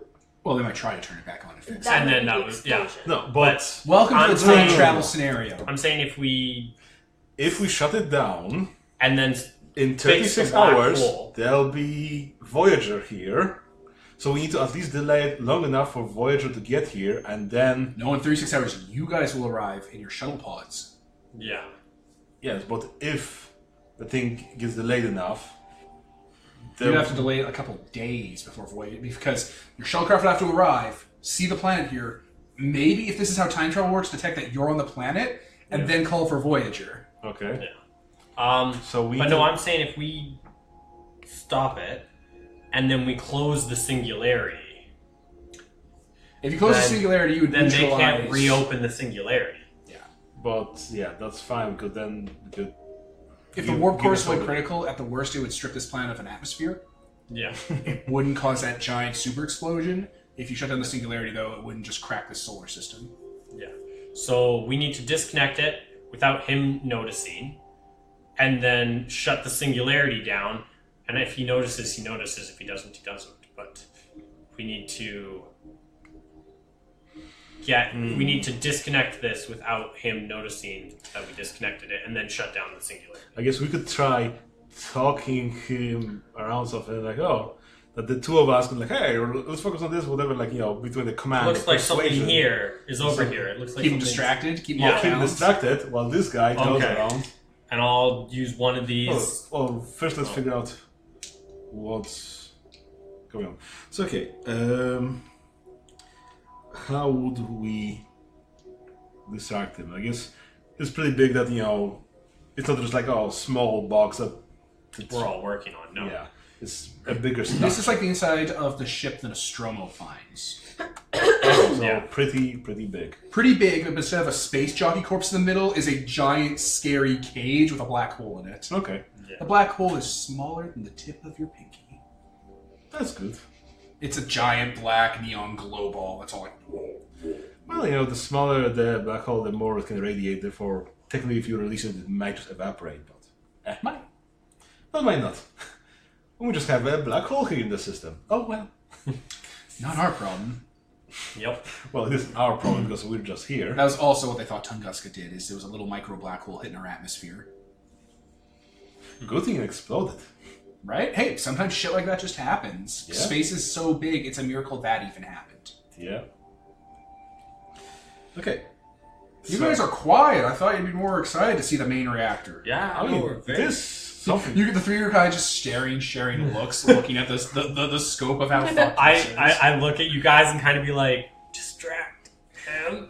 Well, And there's that definitely. clear panic you can sense from me. So, did you guys build this? Does it look like Markov Province technology? Oh yeah, no, totally. This is government design. It was an ex-military project that was declassified and was converted into an infinite energy source. That's why Markov is such an advancement on all the other provinces. I don't know what the fuck they did for the aliens. I mean, they might have Died just in found. trash. I mean, there's like consoles and stuff covered up with modern tech that are clearly like access consoles and stuff in different languages that your universal translator is translating. Like, can we just turn it off with the consoles then? I mean, you can manipulate it with the consoles. Huh. Yeah. Can I unhook using the consoles, using science, using my knowledge? I'm gonna It's easy. disconnect You just this. start disconnecting stuff and kind of pull Yeah, a screen over. Yeah. It's saying in a scrambled language, warning, warp core breach imminent, diagnostic systems offline, containment offline, supplementary systems offline, data logs fractured. The main deflector array is cracked. I'm gonna try and turn online the warp core containment as I'm unplugging everything. The panel is showing you that there is a line underneath this thing that leads to a data core that's still intact doing BIOS management. Okay, I'm gonna start moving panels to go. Oh, careful there, little buddy. You don't want to hit. The closer down you get, the more the time dilation will kick in. Here, he from his back unspools a cord and kind of clicks to your suit. Take this time cord. Thank you. How does that work? Oh, well, if too long goes by, I'll reel him in. Oh, perfect. Thank you. I'll just start. It's been treated with some of the material from the core so that it doesn't quite feel the effect, so I can pull him in quickly. Perfect. I'm gonna start going down. There's lights and stuff in the cord, like little blinking lights. God. So, walk us through what are you doing here? Or Oh, I'm removing the stabilizing ring. It looks perfectly fine, but you guys got me thinking maybe I should take it out and put in a spare. There's going to be a couple seconds where I'm going to have to move pretty quick, but that'll be fine. Let me just... Where do I put it? Let's help you. Hey, Yep. you guy. I'm going to need a Type J connector, and I'm going to need a KC class fastener. They're over there on the panel. Okay. Go over Can there. I, look at him and Look at his mind. when he's reaching over something, sense what this guy's thinking when he's reaching over it? To see, if he's reaching for the right I one? mean, I've got science 1, so. He's asking you for specific tools. That'd be like saying I need a Phillips screwdriver, and you have no idea what a Phillips screwdriver. What shape is a Phillips screwdriver, Peter? Plus. Robson. That's the square one? Allen. Oh. Okay. You're only you know what an Allen's shaped like. You're only saying that because you want it to end. It's like, we don't have such proper names with it in Polish, whatever. Like, we just say, that, How many gills to a liter? Yeah. about 9. We looked that up last time. Thanks, Chad. Yes, Nicole, you could roll. The roll. What do you got for skills? I'm asked for a lot of rolls, but this is getting serious. Using Insight science? plus probably command? Or medicine is psychology. I don't know if that Medicine, sure. You justified it with medicine. counts. Okay. You're gonna use your empathy and psychology to sense Gain what the an right extra tool is. dice, because we're probably going into another I have scene sense soon. motive. I don't know. No, so. It's not sense motive, really. No. It's No. not persuasion. I don't know, it might be not a bad idea to gain the extra dice, I'm just saying. What do you think? Go for it, Nicole. Oh, okay. You might need the dice. 3 successes. Holy shit. Oh, Look okay, at never mind. that. It was difficulty 2, so you get 1 extra momentum. Doo-doo. And you're able to guide yourself and your superior officer through getting the right tools. So yeah, you get the tools, and he starts kind of walking you through it. Yep. It's like, okay, we're gonna have to replace this containment collar. We gotta be careful, though. This thing is very delicate. Okay. Oh my god. Meanwhile, I'm pretty fit. you've descended down deeper into the depths of the ship. And yeah, the superstructure down here looks a lot more starshipy. You can actually tell there's composite materials and metals and deck plating still attached to the engine from the original structure. Okay. I see a command panel probably or something, or Yeah, at the base of the Singularity engine there, so it looks like a cracked like display console. okay. I'm gonna start trying to fix it or fiddle with it so that I can stabilize the Singularity enough that unplugging this, stabilize, close Singularity, shut everything down, get the heck out of here. All right. That's the end goal.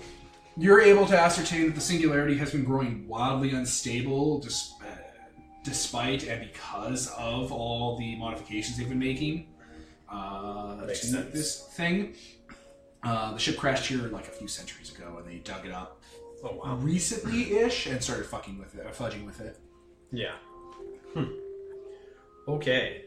The main problem is that the warp cores are keeping it stable. The matter-antimatter rods they've basically built are stabilizing the field enough because to stabilize the Singularity so it doesn't grow out of control requires a containment field, and the matter-antimatter rods are actually providing the power to stabilize it, which in turn is allowing them to tap into the Singularity to power their cities. Can I up the rods drawing power from the city to, instead of just containing it, fully close it?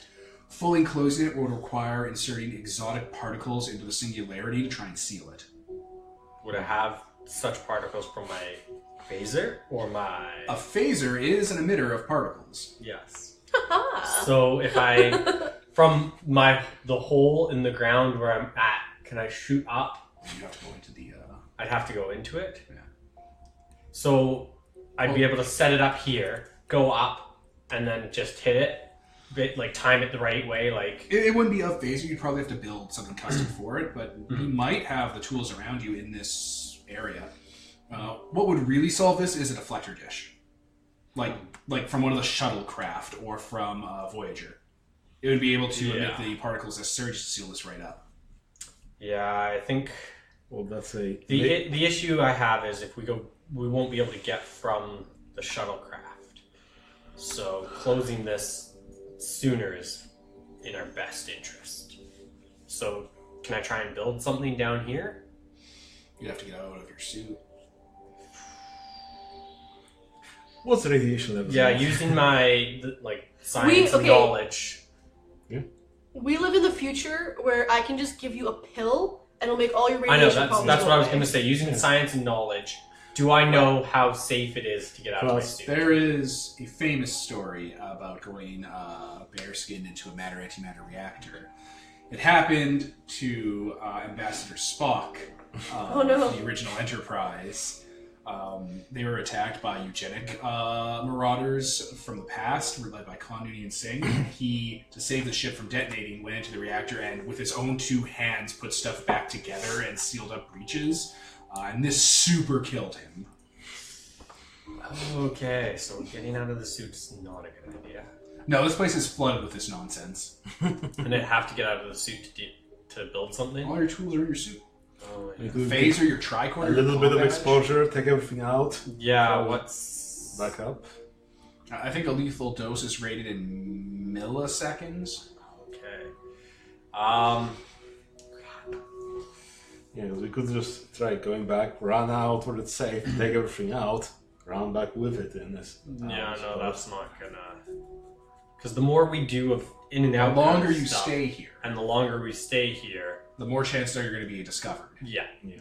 So we got to do something now. Is there anything I can see or do that would? I mean, we're on a spaceship, so I suppose there will be some shielding somewhere. So if you could go out of this hole, maybe behind some That's true.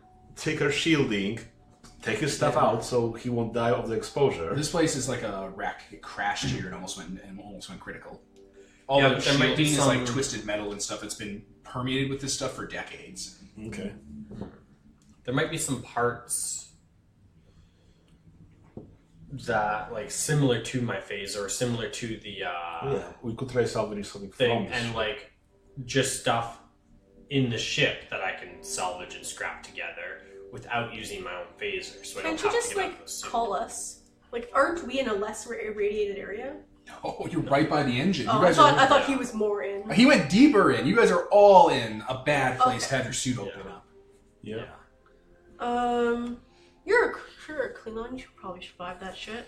Yeah, but you guys are secondary characters. Yeah. With some harm and numerous poisons would be deadly for many Yeah, other that's right. species. Redundant internal organs. Oh no, my liver died. Good thing I Look, ate straight up, more. he's a Klingon. He can probably survive. Especially if it's just for a minute to take out his stuff. Like, I suppose. it'll be a few days before Voyager gets here, but like we have stuff on the ship, presumably. I've got stress 17. I can take it. Plus, I've got tough. We're gonna avoid an injury by spending 1 momentum. Not quite Can I do injury, but yeah. Best course of action, kind of Well, a injury is a result of ask, like fighting using one of damage or these, like using insight and science. Can I figure out using a momentum what the best course of action would be, or what?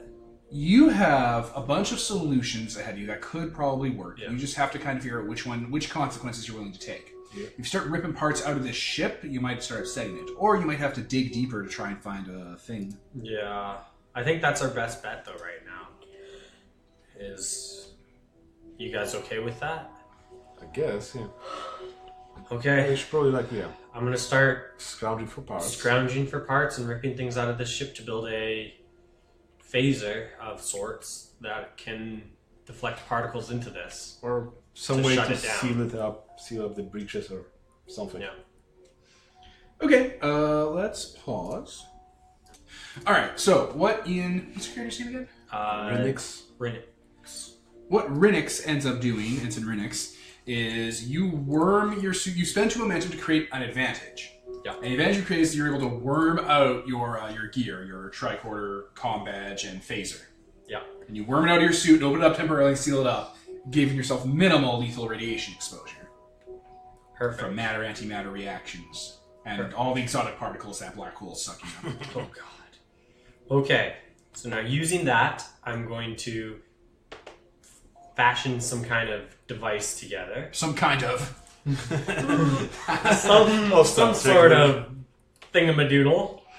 Alright, so you start ripping open your phaser and your tricorder and your comm badge And just plugging things in. to create an exotic particle generator. Yep. Okay. Alright, that is going to be a roll. Okay. Difficulty is going to be... Here, let me pause and we figure that out. Alright, we're back. So we just read the definition of what we thought it was going to be like insight or science, but I realized this roll would have been daring and engineering, just out of gut. And then we looked up the definition of a daring engineering roll, which is to make improvised repairs to a device in an adverse situation, or to improvise a technical solution to a problem by using technology in an unusual, innovative, or reckless manner.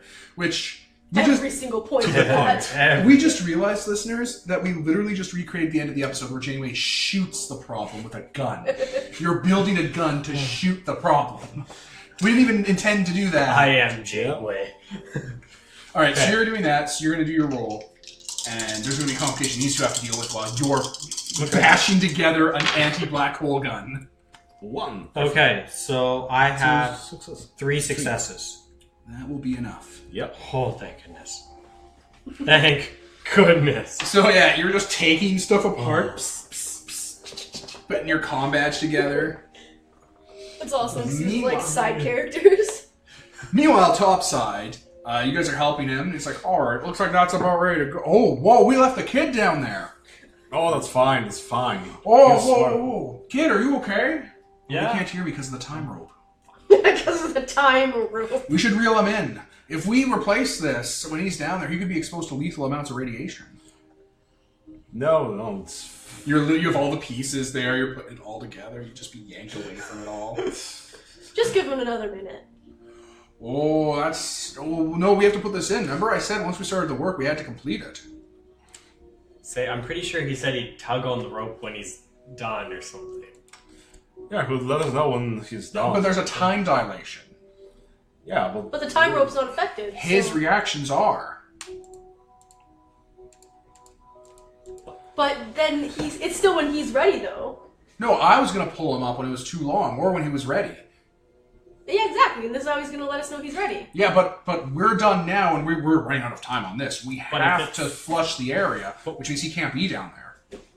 Remember when I said we started, we had a time frame? With time dilation, isn't he down there for less time, so he needs more time, so it's okay for him to be...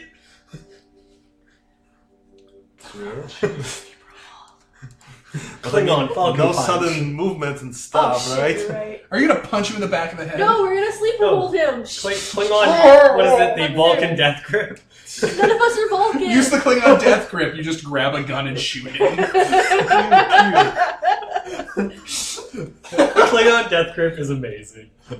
Are you going to sleeper hold this guy? There's a different way to do it. Like, if we can just persuade him to stop being a He's bitch. going to hit the real button because he has very little time to replace this part. I guess I'll step on the time rope, prevent him, and... Well, what are you doing? Your foot's on the time rope. Oh, is that bad? Yeah, we gotta... Oh, is that bad? He's like hitting the button. It's like starting to reel under your foot. Okay, yeah, I guess I'll just have to... Wait, trip that so you punch the reel. Alright, let me just untangle this. Oh, you're fucking mimicking his accent. You're a monster, Peter. Yeah, and then pretending that I'm tripping over the thing and just... A shepherd punch. Yeah, with a mean right hook, which is my talent. You're not even gonna roll for Mr. Plinkett here. You crack him one in the face mask and he goes down. Oh my god, we were trying to break like, the reel, sucker Devin, not punch. him. You sucker punch in the stomach. Like, And then- I thought we were No, trying to... you want to hit him in the face so it knocks him out. I thought Okay. we were trying to break the reel, so Yeah, we now can't reel he him in. can. But if he just punches the reel, then he doesn't have Mr. Plinkett's knocked out. to... Okay, fine. KO. Oh. Oh. Sorry, I didn't mean to. Oops. Says the Klingon. Finally, punch someone. Finally, I got to punch someone. That wasn't you. That wasn't myself. You're like growling at your fist. Never touch me again. You're just like, I won 2 fights today. So you stop his reel. Yeah, I stopped the reel. All right. As you're working, you were feeling a bit of a jerking motion. Oh god. Yeah, the Then it stopped. tuck. Oh. Okay. Almost about to disconnect it. Oh my god, that's so dangerous. You would have been pulled before you could have reacted. It would have happened super fast. I know. Whiplash, you're like, great. All of your bones. It would have pulled your entire skeleton out. All right, that happens. Cuts to the wall covered in intern bones. All right. God. Okay, nothing exploded yet, so I think we're good. Titanic bucket. Okay. Eventually, but you start hearing comm chatter come from his suit because he hasn't checked in a little while. Probably like 20 minutes go by. He crawls out of the time hole. So, I mean, he crawls out of the basement with a gun. oh!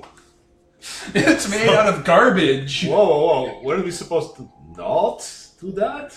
No, I've devised a device Called a gun. to It's a shoot brand new invention. Never heard of it before. It's some Original sort of character, gun. don't steal.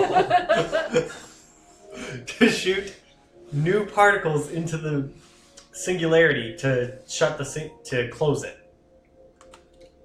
Okay. Alright, let's do it. We had to knock out, I never forgot his name. The chief. The chief engineer. Okay, Oh. so I'll start shooting. Even a few minutes. Do a quirk like. Oh, okay, you need to shut down the warp reactors. Yeah. Oh yeah, alarms start going off. That's Angry alarms, and you hear security stuff going on. well, they're a few floors up. It's Oh, gonna yeah. take a Oh, yeah, while. but they're coming. You're under arrest. Oh no. Yeah, we're Crime good. is illegal, fucko. Oh no. Alright, so you guys... Oh, and you've got more time because you're in the singularity Yeah. bands. Yeah.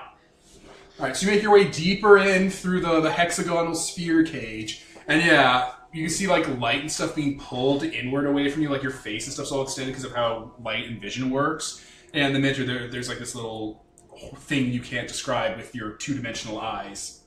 Yeah. Two-dimensional And eyes. you shoot it with the gun you made. Pew pew. The big threat was you being jerked away from it by the chief. Yeah. So that was the. Who makes that Star Trek Violence phaser? was the answer. Star Trek phaser sound, and the singularity seals itself. Well done, team. Yes.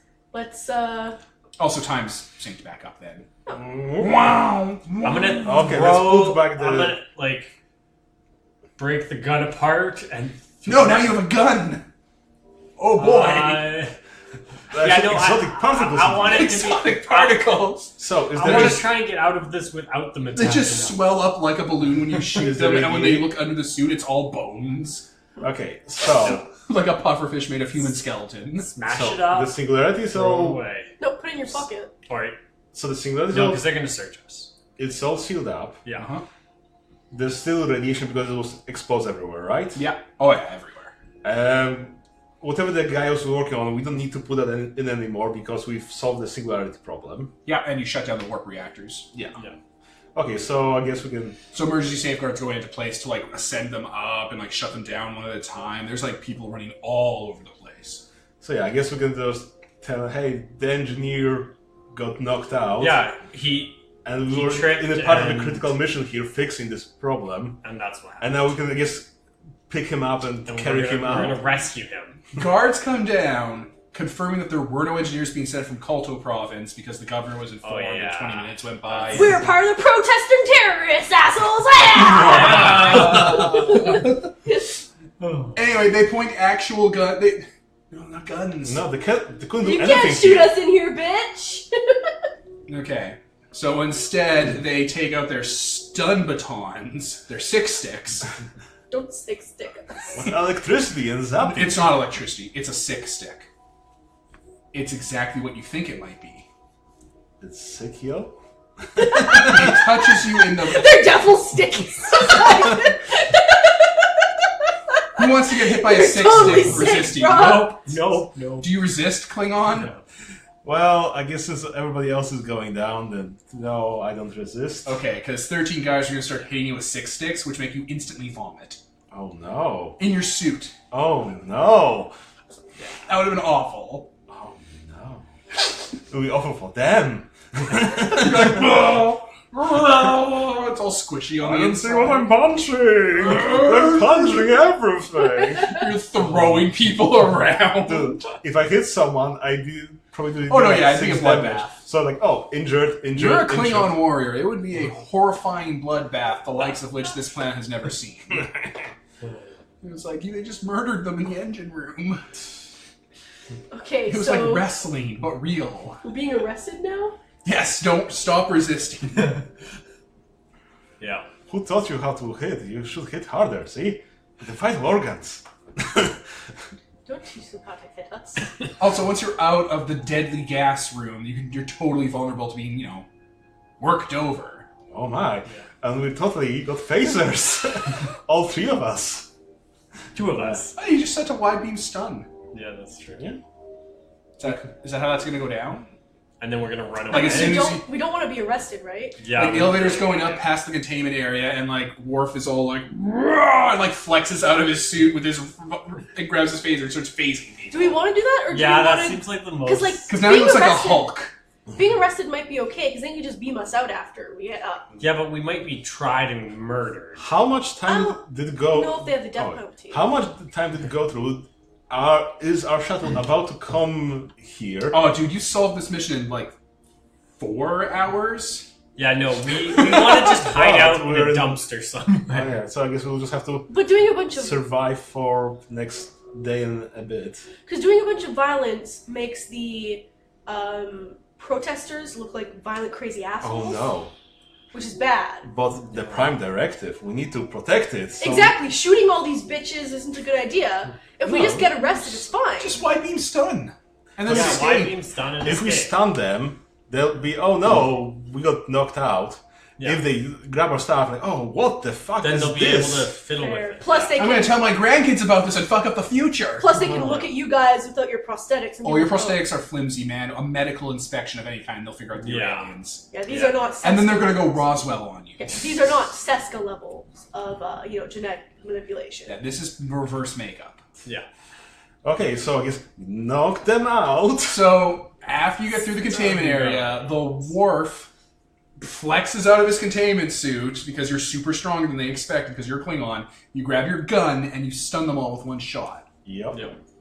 And then one of you takes your gun and blows a hole through every wall. And you No. leave. We put on the security gear, maybe, and go out as security. Taking all Shooting the alarms. papers we can so that we don't leave traces behind. I mean, no, we want No, to... we want to leave them those notes so they don't blow themselves up. Well, they I mean- can't do anything now that the singularity's gone anyway. I mean, no, I'll leave them a few Yeah, there's no matter-antimatter reactions. They can't turn it back on? No, it's gone. Oh, sweet. No, but we didn't expect that to be there. So I think the papers will be provided. Like, here's how to make a safe matter-antimatter reaction with containment. Therefore, it's Yeah, Just they'll, leave it. they'll need to go to space for that. Oh. Like Yeah. actual people. yeah. Oh, well, they're still gonna blow themselves the shit up then if they're gonna keep using this bullshit, right?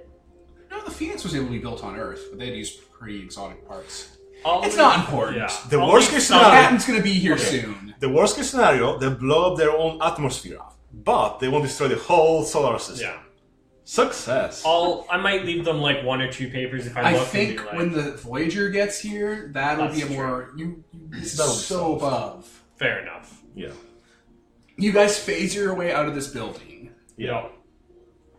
and run to the hills. The hillbillies. They're not gonna be able to track you if you like whip up technology to mask your signals. Yep. Oh. Helicopters coming overboard. Tricorder, like ECM jamming. Done. Yeah. Or something. You live like wild people in the woods for Survival. for a day and a half. This feels like vacation.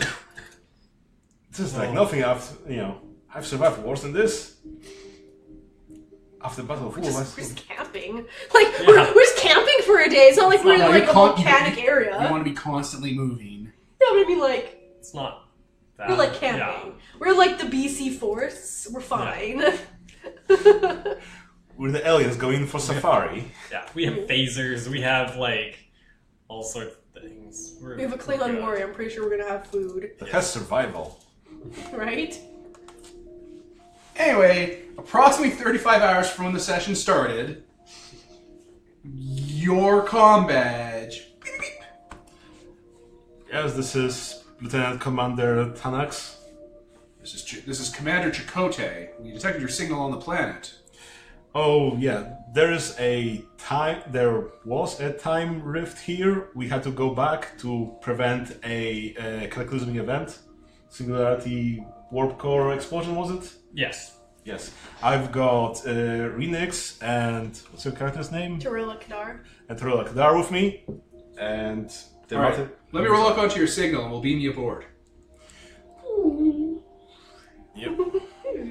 Yeah, you're on the shuttlecraft. There's another shuttlecraft in front of you that vanishes. Yep. Or doesn't? I don't know. I don't know how this works. I don't think you were with him. I think you guys just weren't around. Like he was suddenly in, they were all suddenly in the shuttlecraft or something. Or maybe time synced up and they were on the planet landed, or they went into orbit afterwards. It's impossible to say. I think he lands. I think Chakotay lands. We leave. Then, like, immediately he No. senses our signals over there. And he's No, like, but the thing is, Voyager goes into the system. Voyager's not here yet. No, well, okay, the shuttle goes into the solar system, and then it already detect that who have been there for a day. oh, also the planet's not dead. Like, so Yeah. that's the thing. Yeah. So you guys went into warp on a shuttlecraft to this planet, Yeah. and Chakotay followed behind. And when he got there, your shuttlecraft was nowhere to be found because it's on Voyager because it never left. And you're on the planet. No. Our shuttlecraft still came. It's just during warp, the three of us disappeared mid-warp because we were sent back in time to go become on this planet. Unless But we where were the shuttlecraft So- go? The shuttlecraft is just there. It just came out of being The other- piloted the other by people. by one of the other Yellow people in shirts. there. Who So just- they were probably freaking out because yeah, we they're probably disappeared. freaking Or out. they didn't because it notice. just disappeared. Yeah, or they didn't notice yet because it just happened. It's not important how the time travel part rectifies itself. What's important is there aren't doubles of you. There are not doubles of us. That's Yeah. very And they're not going to weird. cause what we call time cancer. Yeah. What? That didn't happen. It's a thing. So you're not catching time cancer. History abhors paradox.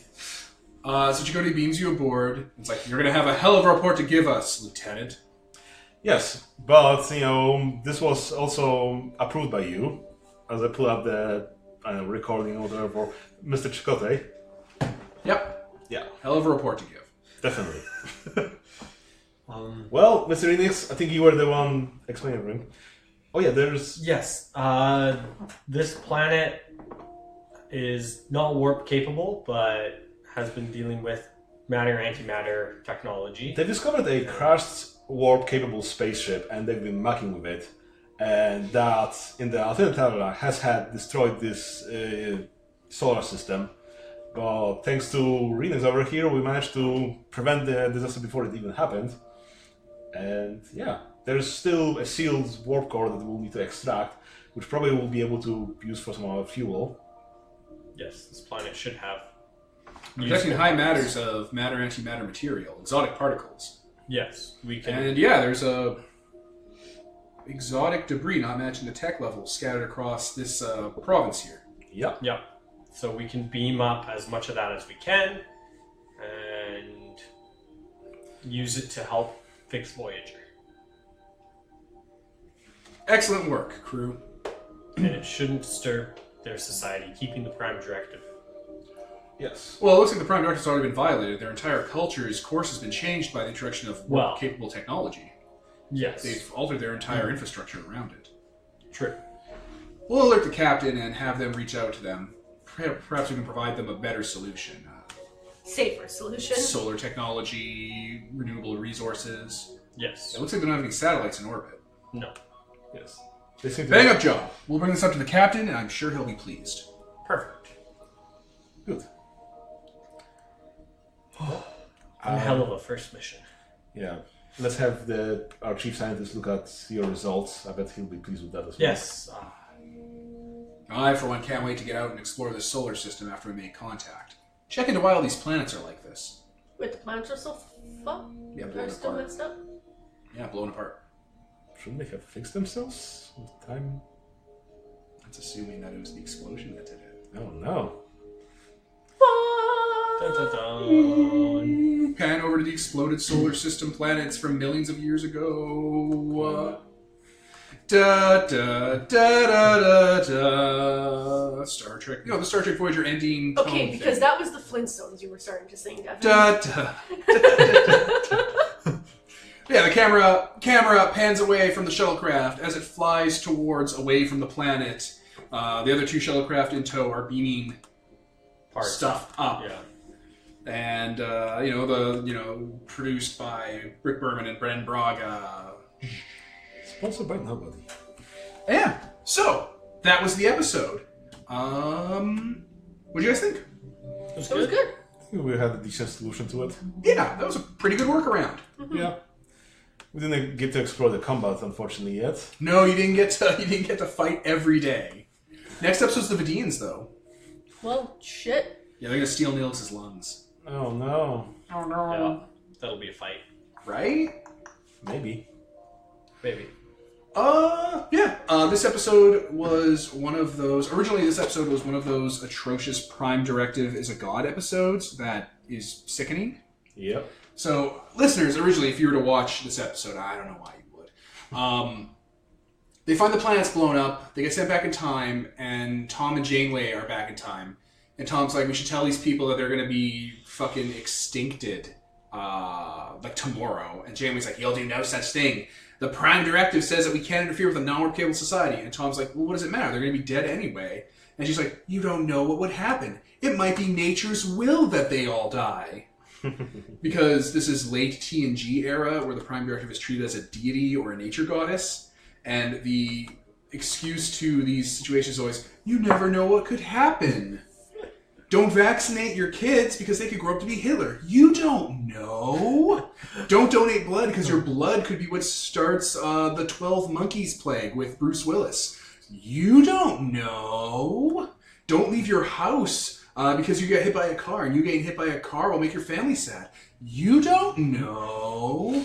You just don't know what the consequences. Alternatively, and to quote SfDebris, you could save these people and they live a happy, pleasant life not being exterminated.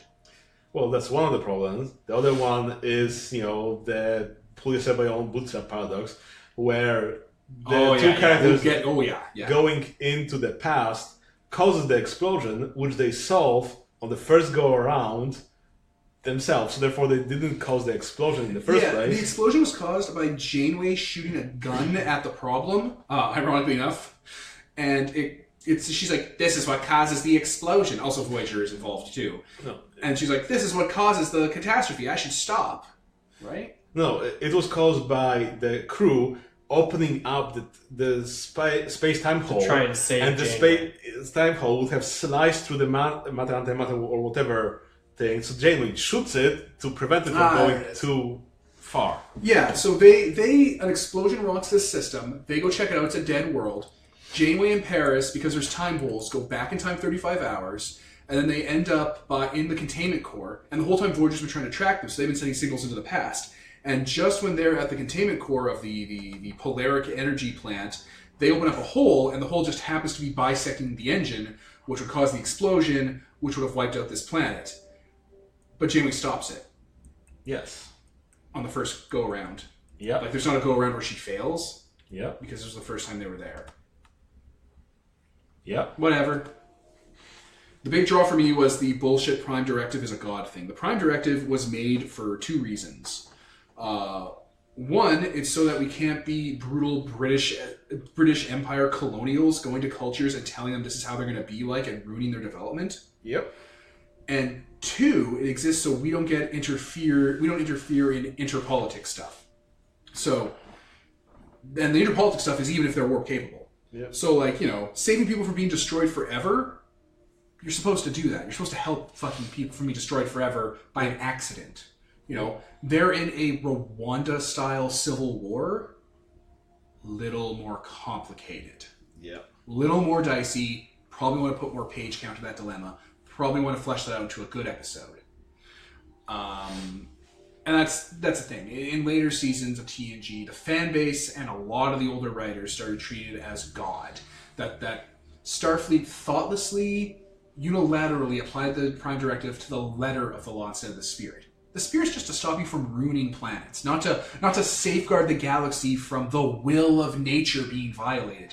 You're part of nature. You're part of the galaxy. Obviously, if you're doing actions, that's part of the natural course of events. Because they'll bring up science and evolution and the natural course of events and all these things, and they're just other words for a higher being that's judging you based on your morals. And it's a very uncomfortable way for a science-based show to be written.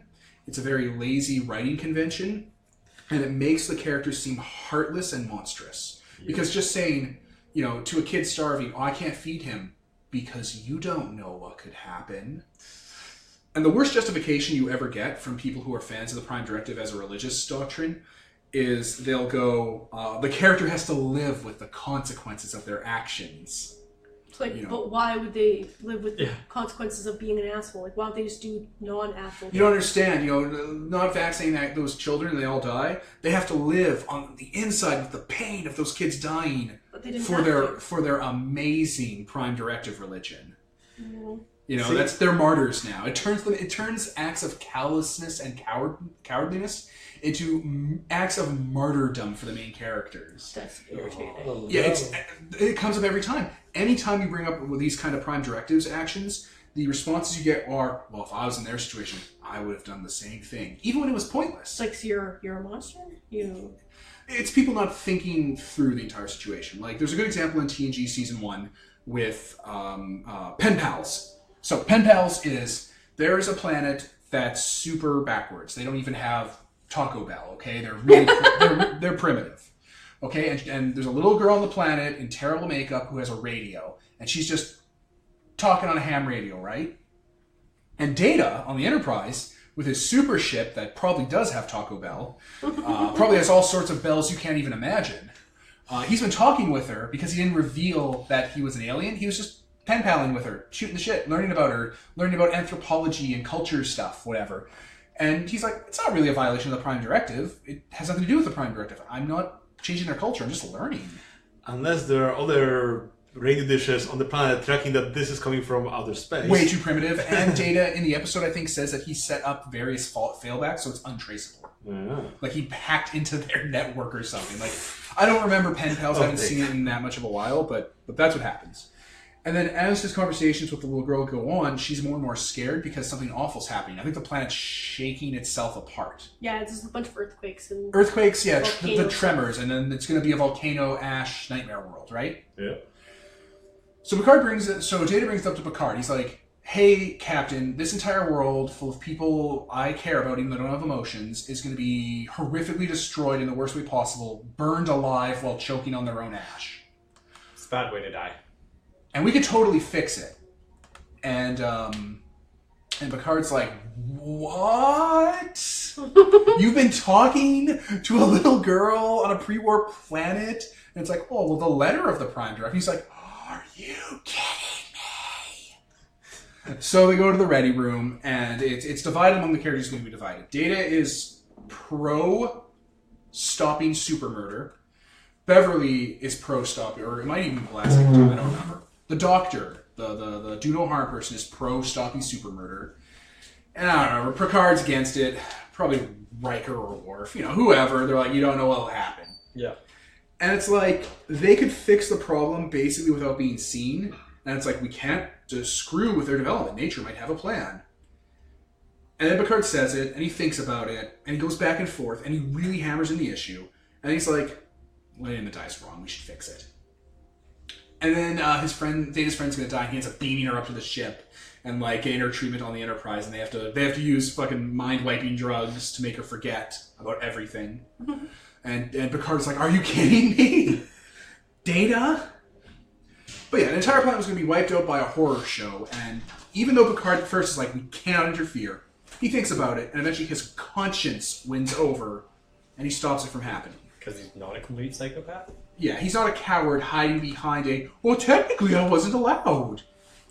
Because that's not how Starfleet operates. Starfleet treats the Prime Directive as a guiding principle. We should not be British-style brutal colonialists. Yeah. And we should not pick a side in a species, doing religion stuff and cultural stuff.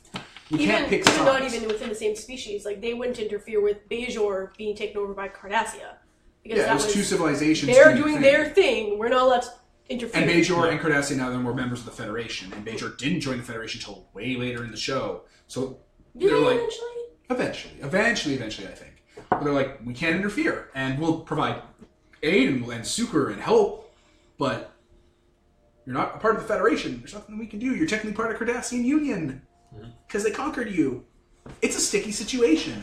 We don't want to go to war over you, which is what it kind of boiled down to. Yeah. We don't want to go to war over your concentration camp. So, there's another episode. TOS had a bunch of Prime Directive violations, and a lot of them were Kirk kind of flying at the seat of his pants over it. Like, a lot of times he did the second part more than the first part. The first part is, don't fudge with pre-warp. The second part is don't get interfered with internal politics. In one episode called The Taste of Armageddon, they fly into two societies. Yeah, Taste of Armageddon, right? Two societies are at war, and they've been at war for hundreds of years, way longer than any war on our planet has been at war with. And the reason that their wars have been going on so long and the cities are perfect and pristine is because they have two battle computers that run simulations, and whoever should have been killed in a simulated destruction goes to a suicide booth. But the buildings and the culture and the history don't get lost. And Kirk's like, that's a little insane. And Spock's like, I totally understand why you did this. I'm like, see, you agree. He's like, no. I understand why you did this. I do not agree. This is insane. And at the end of the day, Kirk ruins it. He fucking ruins all of it. And he's like, he interferes with their interplanetary war and picks a side and gets involved. And he's like, are you kidding me? You've been at war for like 300 years, and the only reason that this war's gone on for 300 years is because there's been no buildings that are being bombed. You're not losing museums, you're not having irradiated lands, your atmosphere's not being burned. Maybe if that kind of horror actually happened to your planet, you'd find a way to get to peace. Because the war's been going on for 300 years, it's basically a backdrop. Your people just walk into suicide booths. You know, they finish off work one day, and for lunch the next day, they walk on in. Maybe now that the machine's down and you have to do conventional war, you two will come to a peace accord and deal with this, because neither of you obviously wants bombs destroying your planet. You obviously don't want the war. 300 years is an insane time span for a war to go on. It boggles the mind. Yeah. And there's Kirk interfering. Another time was someone left behind some Earth stuff on a planet, and because these people were basically monkey see, monkey do people, they all became gangsters, because it was a book about gangsters. So the whole planet became a gangster planet. Like mobster, like yeah, casinos. Yeah, and, Tommy guns. Yeah. It's called The Big Score, I think. I don't know, probably. But a piece of the action. And Kirk is all like, oh, the Prime Directive was violated here, and this pre-warp civilization was really messed up. They're a planet of mobsters now. So he basically beams down and tries to fix it as much as possible and take away like the stuff that was causing it.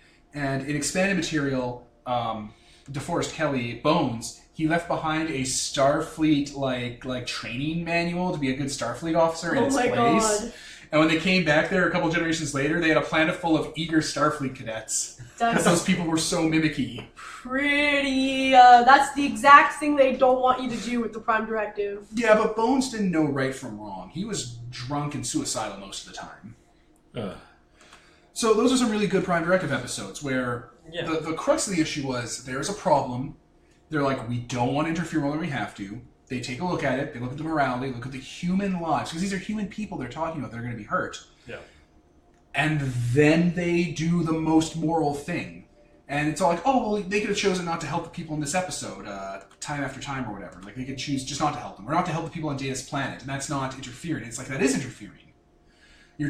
Inaction is an action. Yeah, exactly. By choosing to do nothing, you still chose. You've chosen. So if you're going to choose, why not pick the... Like, there's this philosophy in the medical community.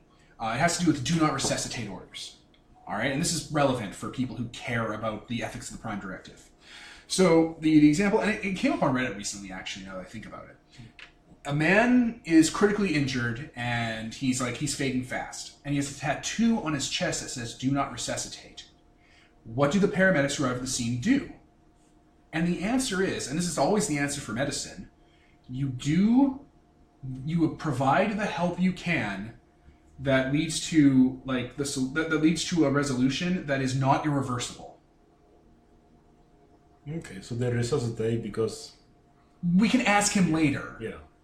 Or we can check the documentation, or he can sign a new do not resuscitate if he's really messed up. Actual legal one. Yeah, like that's the thing. That could be a joke. It could be 100 different things. It could be a murder thing. Well, but in medicine, you take an action that can be if you're not sure, you take the action that isn't permanent. Yep. As far as like someone being hurt goes, and I'm sure people will be like, but actually, and make a bunch of examples where that isn't the case or something. But really, this is a big problem with Prime Directive. People try to go for the letter of a phrase instead of the spirit of the phrase. Yeah. And that's the thing with those Prime Directive rulings, is people going for the spirit is the intent of the Prime Directive. You know, you want to make sure these people's cultures aren't ruined. You don't have the right to go to Bajor and undo their religion. But if they need help, you want to help them, and you want to find the middle ground. And that might involve being like... You know, if this culture that we just visited ends up making stable antimatter technology, like, can you imagine how useful that is? If they can... They'd go to the stars. Stabilize it and do it properly. Then they'd go to... Well, they could argue that, one nation will have an advantage, they might use it for whatever. Well, no, but then they can trade and they can expand and they can... Yeah, like, whereas, we don't know, we literally don't know if they'll come to peace or whatever, if they're at war. We don't know any of that. But the culture was already contaminated, so presumably in the after effects of this episode, you guys would show up and do the first contact thing. Because first contact has a lot of factors into it, whether or not the people are ready. Yeah. And this is a big thing, listeners, when you're talking about the Prime Directive and pre-warp species. There's an entire field based around contacting pre-warp species when they're about to be warp capable. Not after they do their first warp test, before. They check a variety of things. They check if they're at peace, if they've thrown off a bunch of like Iron Age style superstitions and cruelties, if they've become homogenous and aren't racist and sexist anymore, if they're actively trying to go to space but just don't have materials on their planet to build faster than light ships, or, and this is a big one, if they're actively being like, we know you're out there, aliens, we know you exist. We want to talk to you. We want to talk. We want to come out to the stars, but we can't get there. Please come talk to us. We know you're out there. Yeah. Like, they don't have warp capabilities at all. But they've reached the stage where they're aware that they're in the greater galactic community. Or you do the, what was it? South Park did a hilarious warp capability test. Oh, the space cache. Yeah, the space Jesus cache. Lord. Yeah, there's a bunch of things the Federation does to test for this. And the Federation does this for their planets because other empires don't. The Klingons and the Romulans and the Cardassians, they don't do the first contact thing. They don't do the Prime Directive. They come in, boots on the ground, and they take and they change and they plunder. Yeah. It's just how they operate. And the Federation's like, we're not going to be like that just because it's a competition with us and the Ferengi. Any planet we're fine, we're going to make sure that they're ready for this. And if they're not ready, they might have like little outposts and stuff to keep other people from coming to pirate them. And this brings us to one of the worst Prime Directive episodes in Trek history. And it's a little episode called Dear Doctor. So this is Enterprise, ENT. And this was one of your guys. Yeah, this is Dr. Phlox, her character's race. And this episode is pretty notorious because of how many people will throw themselves at defending the actions that happen in. So this is before the Prime Directive, and this is used as an excuse all the time. Oh, it's pre-Prime Directive, so they didn't know how to be decent people. No. Because decent people didn't exist before the Prime Directive happened. Of course not. So, Enterprise, the NX Enterprise, comes across a planet, and the planet isn't warp capable yet. It's been a while since I've seen this episode. I've been meaning to rewatch it because people talk about it all the time. The planet is not warp capable yet. They know aliens exist. They're looking for help. The help they need is the main species on the planet has a genetic disease that's going to wipe them out in a few generations. Maybe 100 years or something, right? They're going to go extinct. And they're like, oh, what? That's nonsense. And they're a peaceful people. They don't really have wars. And there's a second race on the planet called the Mensk. And the Mensk are basically their equivalent to the Neanderthals. And these people made peace with them. The Mensk are slower. They're not as developed, And these people basically take care of them and provide them with ways to be okay. Like, they exist in a sort of harmony. Unlike us, we wiped out the Neanderthals. We took a goddamn cudgel to all their brains. So they're so harmonious, they ended up just not wiping out their own Neanderthals. They're like, we need help with this genetic disease. And the Mensk aren't affected by it. So Dr. Phlox is like, oh, let me just check it out. And he's like, the Mensk and these people are incompatible with each other on a biological level. Like, they share nothing. They can't interbreed.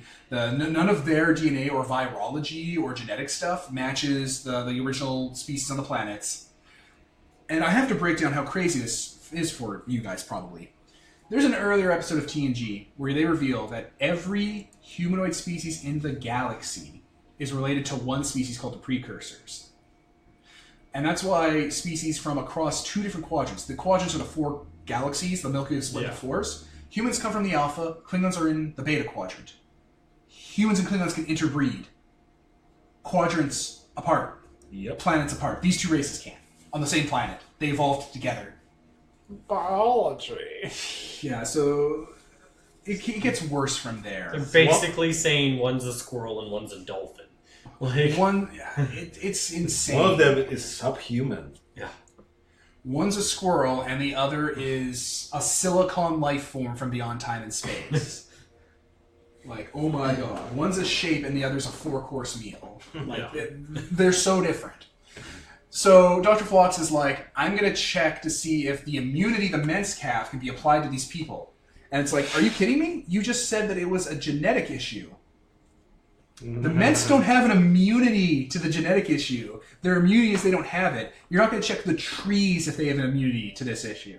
Or genetics. Yeah. And then we get into the main issue, okay? So these people, Dr. Phlox, like, I'm just going to skip around the episode. Dr. Phlox invents a cure for their problem. And Archer's like, okay, let's give it to them. And Phlox is like, we really shouldn't. And he's like, we shouldn't? Stop these people from being murdered? I'm intrigued, but tell me more. Archer was a little crazy, like Janeway. So Phlox is like... captains are. Yeah, as all good captains are, he was a little crazy. So Phlox goes, if these people are wiped out, then the Mensk are on the cusp, he thinks, and he shows them science facts of a major evolution, and like they will become the dominant race. And Archer's like, that's not how evolution works, right? And he's like, oh yeah, totally. The yeast people being there and coddling them is holding them back, evolutionary speaking, because evolution works like that. Evolution is determined by your environment. And he's like, that doesn't sound like science as we know it in 2005, but go on. That kind of is... You don't know that. Like it... Phlox then says, we shouldn't save these people dying of a genetic disease because they were destined to die out from this genetic disease. Okay, that's stupid. That's also what the Nazis believe. Yeah, So that's bad. So he pushes forward that the Mensk are only affected by evolution by environment, and the original race that I can't remember are only affected by evolution by predestination. And that nature naturally wanted this race to evolve on this planet with a genetic issue so that they die and get wiped out. Nature has a plan, you see, because nature's intelligent, and nature has a will, and nature wants you to put money in a tray in a house with a man nailed to a tree. Nature is intelligent. Shut up, nature will lock out God outside of the galaxy. God's locked in the middle of the galaxy. Ah, close enough. So nature has a will, and she wants you to let these people die, Archer. Nature is saying this to you through your dog. Your dog is talking to you. Those people. So they just let them die. And then Archer gives a speech about maybe one day there'll be a directive, a prime directive, that'll make it okay for this to have happened. But in the meantime, cover up the records and say there was nothing we could do. That's not what happens. He makes a speech about how he was justified in doing this and how morality's hard. Oh, that's brutal. It is the most brutal episode of Trek it's in the top 5 brutal episodes of Trek that were heartless for no reason. Up there with Riker gets god powers at one point, and a child dies in a mining accident, and he doesn't bring her back from the dead with his god powers, even though he clearly could. And Picard's like, it was right for you to let that child die. This is early Picard, so it's not the writer's fault. So this is the worst interpretation of the Prime Directive. It's a divine mandate handed down by God that can never be questioned. It's a rule that can't be questioned, which is the most pro-science thing you could ever think of, right? Religion. Yeah, no. It's rules that can never be questioned. You have to obey the letter of it, not the spirit. And this comes up in the Voyager episode and in that Enterprise episode. Different interpretations of it are heretical. Science damn you. And of course, the answer I always get about Dear Doctor is Archer has to live with the consequences of his actions now. It's a heavy weight to bear. That's a season 1 episode, I want to say. Yeah. Do you know how many other times that atrocity is mentioned in the show? None. 0 times. Yeah. It's never brought up again. And when I bring this up, people are like, oh, well, the show can't have continuity like that. You're asking too much of it. Let me bring you to another season 1 episode of a different show, DS9. There's an episode of DS9 where a fat... I want to say Japanese baseball player from the past, a bimbo version of one of the female leads, and Rumpelstiltskin appear on the station, and they're imaginary, and they're being created by people's imagination because they're space aliens. And they hang out with the main cast, and it's this fun little dumb episode. Okay. At the end of the episode, the baseball player, who is Cisco, the captain, the commander of Deep Space Nine, Cisco, he gives him a baseball signed by him that he made out of his magic energy. And he puts it on Cisco's desk. Season 1. You want to know how much that baseball comes up? It comes up like every other episode. He's always handling it. It's a prop that's always used. He loves baseball, and the baseball is a symbolism of him going back to like a more kind of fun time in his life. He's super stoked about baseball, and that baseball is always on his desk. It's used as narrative framing devices. Like when they abandon Deep Space Nine, he leaves the base. He abandons Deep Space Nine. He has to leave, and the Cardassians take over, and the Cardassians are jackbooted thugs. And the villain, Gul Dukat, comes back, and he goes to the desk, and on the desk, everything else is gone. All the Federation tech's been ripped out of there.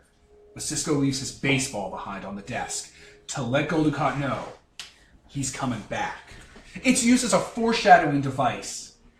The baseball comes up more times and is more relevant to Commander Sisko's character than Archer genociding an entire planet. But that's a hard decision for him to live with. Sisko is also seen, I think, handling the baseball a lot in, what's it called?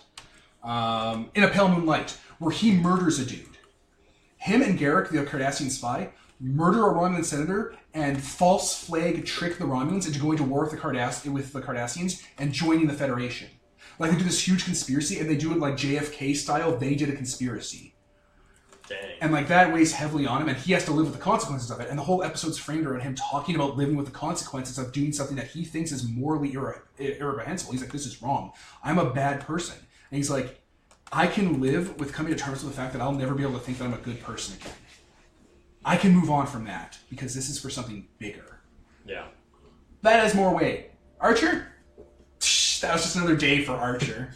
Fucking Lord, man. The next episode is called A Night in Sickbay, and his dog pees on a tree and gets deathly ill, and he spends the whole episode screaming about how mad he is that this race let him beam down with his dog to a diplomatic mission, and the dog got sick, and they peed on their god tree.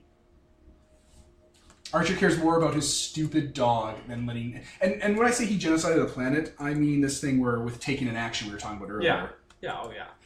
If you are confronted with a crisis or a problem or a situation, and you are now part of it, if someone shows you an accident, if someone shows you someone bleeding out in the street, you are part of it. You're there. This is how morality works.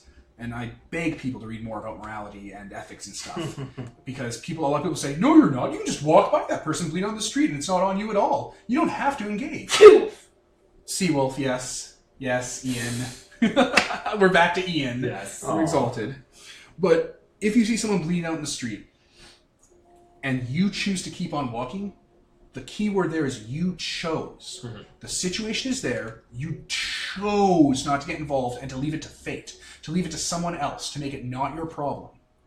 When Archer and Phlox developed the cure and set up all the tech about it, and basically there might have been obstacles where they couldn't mass produce it or something, maybe, that's not important. The whole point about the episode is Archer and Phlox made a conscious choice to let them die. Yeah. They had the means to save them and they didn't. Let them die is a phrase that's infamous in Star Trek history. Star Trek 6, The Undiscovered Country, which was the Berlin Wall going down in space. It's basically Spock being like, Kirk, you and the crew have to come and help me negotiate peace with the Klingons after decades of war, after they killed your son, after Discovery theoretically happens and it's full of torturous and brutal shit. You have to lead the charge as captain of the Enterprise, the most famous anti-Klingon captain, to make peace with the Russians now that the walls come down. And Kirk's like, no, I don't trust them. They're horrible, and their moon had blown up, and they were starving, much like Russia was after the Cold War. Blah blah. And Spock's like, Jim, they're dying. And Kirk just grits his teeth and goes, let them die. And then you get this look on his face like he realizes he's old. It's not that he's a monster, it's not that he's a bad guy. He gets this look on his face that he's an old bigot. And he's like, I'm too old to be a starship captain.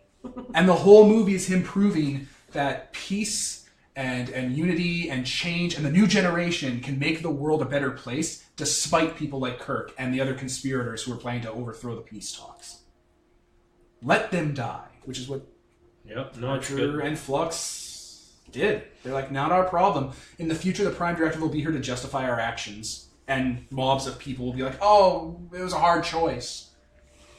And it's like, if you're afraid of making hard choices, it goes back to the whole thing, we don't know what can happen if you leave your house. Well, yeah, if it's like, oh, he had a hard decision to make, it's like, then he should have stayed on Earth.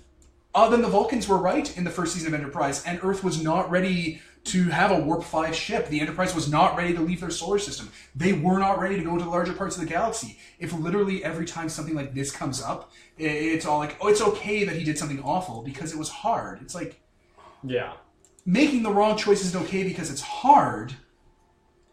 That's insane. Oh, yeah, definitely. So this episode, listeners, if you can tell from the extent from which we've talked, a whole hour basically past the end, is the Prime Directive episode. This is kind of what it's like. The Prime Directive is not God. It's not a rule you can't question. It's not dogma. Questioning it is not heresy. It has always been a guideline for the Federation to have a conscience and accountability. And Prime Directive violations happen all the time.